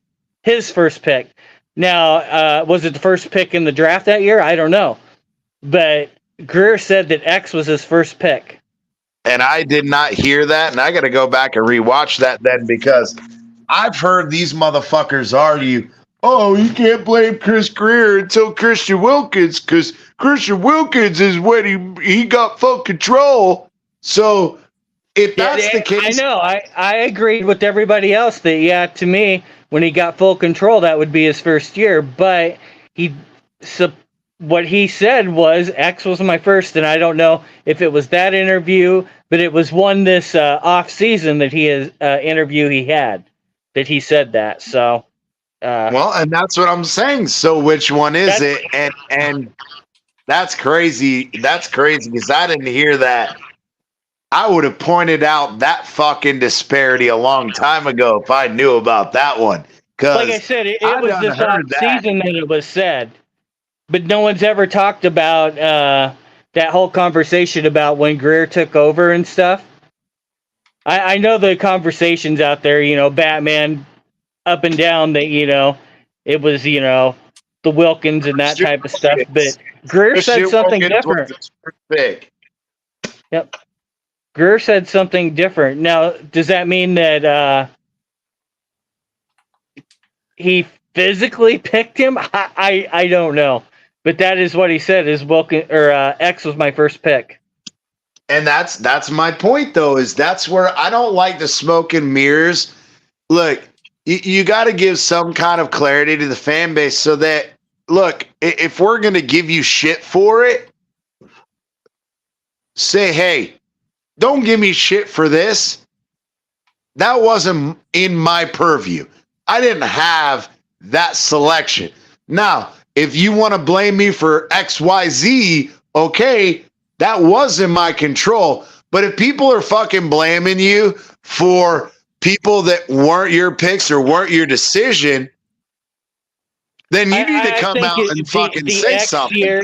The X year and stuff, I believe there was a lot of chefs in the kitchen during that time. So, and I agree, because remember, that was still fucking Dennis Hickey's fucking, or no, not Dennis Hickey, Tannenbaum. Right? Yeah, it was Tannenbaum. Tannenbaum. Yep. X was a good pick, man. Great pick. And again, if that was a Grier pick, okay, I give you credit. But at the same time, if he gave you that X pick, what about the rest of that draft that was shit? Right? So I agree. Either you had control or you didn't. Like that's my thing is I'm not gonna say, oh, I'm gonna give you credit for X, but I'm gonna shit on you for the rest of these picks that didn't turn out. But at the same time, if you're telling us you had control of all those picks, then okay, I'm gonna give you the credit of Howard, but I'm gonna give you shit for the rest of the crappy picks. Well, since you're such a stats man, what you can go back and check out every GM in the last 10 years and see how many players are still playing. Still playing versus playing for your team are different. No, I'm still playing in the NFL. I mean, because you can't control stuff. And I agree with Just that, like but at the Christian same Wilkins, time, you got can't part of pay the that stupid equation. fucker. I agree with you, but I'm saying part of the equation does have to be, did you retain your good players? That has to be part of the equation. I don't care. The fact is that you drafted them. Financial stuff could be for many different reasons. It could be the owner not wanting to pay the guy. It could be you can't come to a contract deal with them. You can't overpay for players because it ain't gonna fucking help your team. Yeah, but it also could come to you waited too long to make an offer. That could be a fucking problem. A la Christian Wilkins. Had you offered him a fucking extension? Oh, wait. You offered an extension to Jerome Baker in his third year, but you weren't willing to offer an extension to Christian Wilkins in his third year? You waited till his fourth year, after his fourth year, and then he said, fuck you. I think I can get more. Well, how can you not put that part of the equation? Because Jerome Baker, since we're going to have to go the fucking Baker route again, produced to get that contract. We don't agree with it, but they agreed with it. And part of that was with Flores. And again, because fucking Chris Grier has no fucking backbone, and he's just a quote-unquote facilitator that he tries to be the lone survivor and go, oh, well, it's not my fault. Flores is the one that wanted it, not me. Don't blame one pick on him then. Not one. Don't ever want to hear it again. If that's how you're going to say it, then you can't blame him for any picks ever. And that's my whole point, is either he's responsible for the picks or he's not, or he's responsible for the picks or he's not, or he's responsible for the contract negotiations or he's not. He wants to fucking shit on Brandon Shore. Well, guess what? You hired Brandon Shore. You employ Brandon Shore. If he's fucking shit then you fire him. Now you gotta go. No, now you gotta go to Stephen Ross. Now it's all Stephen Ross's fault. No, it's not. He hired Grier. Or he kept him on the payroll. So it's all Stephen Ross's fault. Yes, I can agree with that. You know what? I can agree with that. No, it was Huizinga's fault for selling the team to him. Well, yeah, we could go that route too. I mean, it could go. But how did Huizinga know that he was going to be a fucking? He's a real estate guy. Well, so is Wayne Huizinga. Wayne Huizinga fucking amassed most of his fortune by being a real estate Mongol. Where do you think that he met Stephen Ross? Then it all goes back to the very first owner of the Miami Dolphins. Joe Robbie, baby. Joe Robbie. It's Joe Robbie's fault. That's all there is to it. It's the fucking player's fault for not winning. Period. I agree, but it's also part of the owner.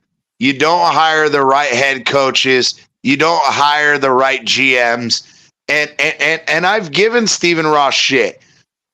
Mike Tannenbaum and Dennis Hickey were both former CEOs and CFOs, respectively, of former company, or not former companies, but they were former CEOs and CFOs of companies that Stephen Ross ran, and he brought them in because of that relationship, but they had no football experience. And because they had no football experience, he, because of his relationship with them, was willing to hold on to them longer than he should have, and it created issues in the organization. Now, the only difference is Chris Grier's hiring was the first hiring by Stephen Ross, who actually has a football background, and even that has fucking failed. So, at what point do you say it's not a Stephen Ross issue?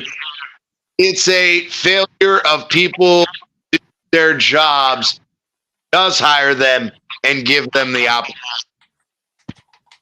So how do you determine what's a failure and what isn't? I think that the easiest metric is based out of Chris Grier and Stephen Ross's mouth themselves, is a consistent winner who consistently improves to reach the ultimate goal of winning a Super Bowl, quote, unquote. And that came out of Stephen Ross's mouth, and that came out of Chris Grier's mouth when he was hired. So, yeah, we got the consistent winner part. Yeah, we're no longer 8-8. We have, 3 straight years of being over 500. That's great. But we don't consistently improve because we've been one and done in the playoffs for 2 years in a row. That's not consistently improving. Well, consistently improving has nothing to do with their wins and losses at the end of the year, because other teams could have improved more. Doesn't mean that you're not improving. Gotta Touche. finish, Okay. finish Touche. strong. Gotta finish strong.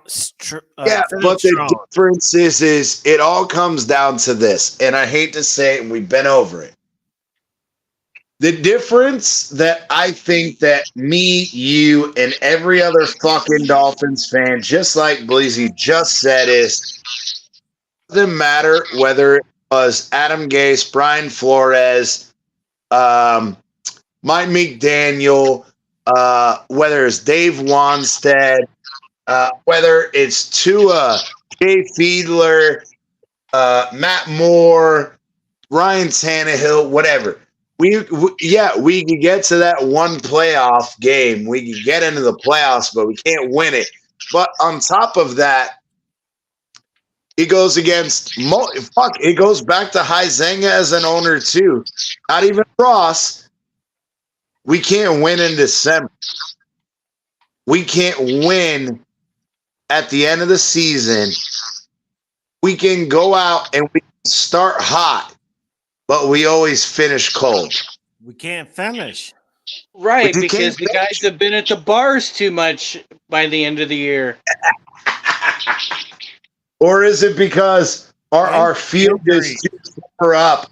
Our field is too tore up with the natural grass in January and December because John Mora says so.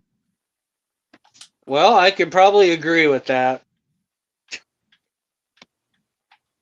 You think that the field has anything to do with the way they were playing? Yes. Because if we don't put a dome on our field, we wouldn't have to be out in the hot so much, and we get used to the cooler temperatures. Or is it that if you, even in a dome, even if you're not at 103-degree weather, you're still high humidity, mid-90s. No, it's not field temperature 110 degrees. How does that better prepare you? Say on the field, it's 95 degrees, 95% humidity. How does that prepare you for 30 below zero? Because if all games were in domes, it would be the fucking same temperature, wouldn't it? No, that's untrue. You could pump in humidity. You can put You could. But again, so yes, there could be Minnesota, a scenario that all of them are the same in the dome. But again, even Minnesota has a dome. When it's fucking 20 degrees outside, inside of the dome, it's not 95 degrees in the fucking dome. If you put enough heat in there, it could be.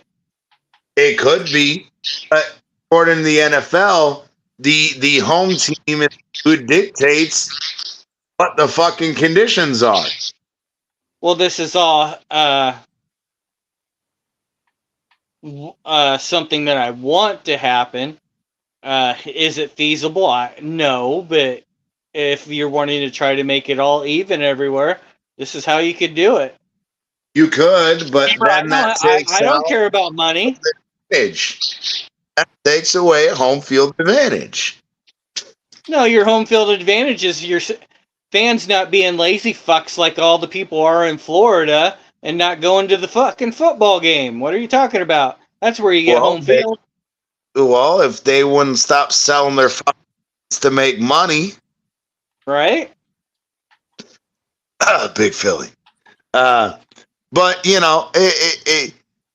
there's so many intricacies to all of that. We could wish all of these things, but reality is, we're never going to have complete balance. No, but if you threw retractable roofs and domes and grass fields in all the stadiums, it'd bring a lot of stuff closer. I agree, and that's where I'm on the side of, again, not rehashing it. I think that unequivocally the sign says about grass fields, either whether or not people want to agree, okay, that's your own stupidity or your own ignorance, that's fine. But if you really want to eliminate the argument, either make all fucking fields turf or make all fields grass. After all this, I could agree with that. And that's where, again, I just think that I believe whether people want to say it's a player preference, whether it's a statistical or scientific or medical, a disparity. Well, a way to eliminate that disparity is put all of them on even playing fields. And the honest truth is I agree with that. I think the owners should listen to the players about what they prefer.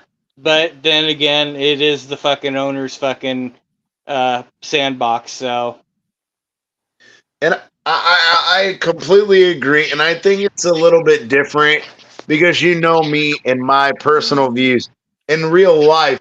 Just like, again, I have no problem with people smoking weed and whatever. But there are companies that say, look, I don't want you smoking weed to be my employee. And I think that's the right of the company. It's if you want to be employed by me, these are my rules, and you live it or find another job. And I can agree with that. But I think it's a little bit different in this situation where you're not dealing with the average person, you're dealing with elite athletes. And if you want to give to the premise of these elite athletes performing for your fans and your entertainment, then you have to take their opinion into consideration. Does Yeah, that but mean we also have to remember these aren't the best athletes. Say it again. I'm sorry. These aren't the best athletes out there. They're not. Well, yeah, they're not There's way because better athletes that could be playing this game that have just made never some had bad the opportunity. That Right. never had the opportunity. And I agree, but I'm saying, irregardless of the discrepancy of opportunity, if they're there, these are the guys making you the money. If you want them to continue to make you money and make your business profitable, you can't completely. It's the same thing in regular business, right? Say you're a fucking, Bleezy. He I does know what you're security saying, but systems. I kind of disagree. They're above the norm. That's the problem. That's what I'm trying to say. That you're proving my point exactly. That's what I It's said. It's not no like sandbox. It's gonna Bleezy. be either way. It's not like Bleezy. You know what? You're my sandbox. You're easily replaceable. I'll find somebody. If you're not willing to abide by the rules and do this shit, I'll find somebody else. Bleezy, it's much easier in security, to find a replacement. In the NFL, you're talking about elite athletes. There's only a certain subsection of the human population that's able to fucking play and be productive in the NFL. So, We just went completely different 180s now. I disagree because I believe if you quit using these top tier fucking think they're special athletes and use the next tier down, more players like that, the games would be just as cool, fun to watch, and just as enjoyable, and they're going to make just as much money as a NFL owner with those players as they do with these diva little bitches. yeah, well, then tell that to the NFL owners. Level. See, but that's bullshit because when Whatever. they had the replacement, I can go watch a fucking. They had replacement years 2 times in the NFL's history. 2 times they've had replacement players. Why is it that during those 2 times of replacement players that the revenue of the NFL was total shit? I'm telling you that if you get rid of some of these diva fucking players, the game would be just as good as it is right now. Period. It's just like in fucking college and high school and everything. You got A, 1A, 2A, 3A, 4A, 5A. 6A. You have more talented players playing in some of the bigger schools, but some of the best basketball is at some of these small schools. And I agree, but the thing is talent level it's a talent evaluation issue. It comes down to a talent evaluation issue. And is that the NFL's fault that scouts for college teams are shit? No. The NFL just quit giving these big fucking contracts, and the football would be just as good. I don't know about that. You might bring some of the defense back into the games, where a good defensive team can keep another team down. Yeah, but then it takes away from the excitement that the NFL wants to perpetuate by saying let's mitigate the defensive success to create more scoring, which is more entertaining for fans. No, that's just changing the rules. The rules would dictate that. The rules dictate scoring. So does quality of player. If all the players were closer to the same quality of players, it's still going to be good. Don't you guys all sit there and, or most of you, go, oh my Good, God, but this fucking it's college football is entertaining. so awesome. No, it's Well, not. College football is fucking boring as shit because the talent, I believe the same thing, the but talent and disparity is that's not fucking because of the astronomical. talent. College football. It's just I realize these guys are only fucking, 18 years old and they're just fucking 18 to kids. 22. Exactly. Right. So, But the talent disparity between an Alabama and a South Massachusetts State University, it's not entertaining to watch Alabama beat the fuck. no, see, you're not even listening to what I'm saying. I say get rid of all of the fucking guys that are really talented. Fuck them. If they think they need all that money, go make their own fucking league. Go to the XFL or something. I'm just saying you could get rid of the high talent. You could get rid of the Tyreek Hills. You could get rid of some of the other receivers that think they need all this fucking money. And you still have guys like River Craycraft that doesn't drop balls usually when they're throwing. Sorry, my bad. Misclick. My bad. That's kind of how Baltimore's done it, right? Green Rap, pretty much. Well, a little bit. A little bit.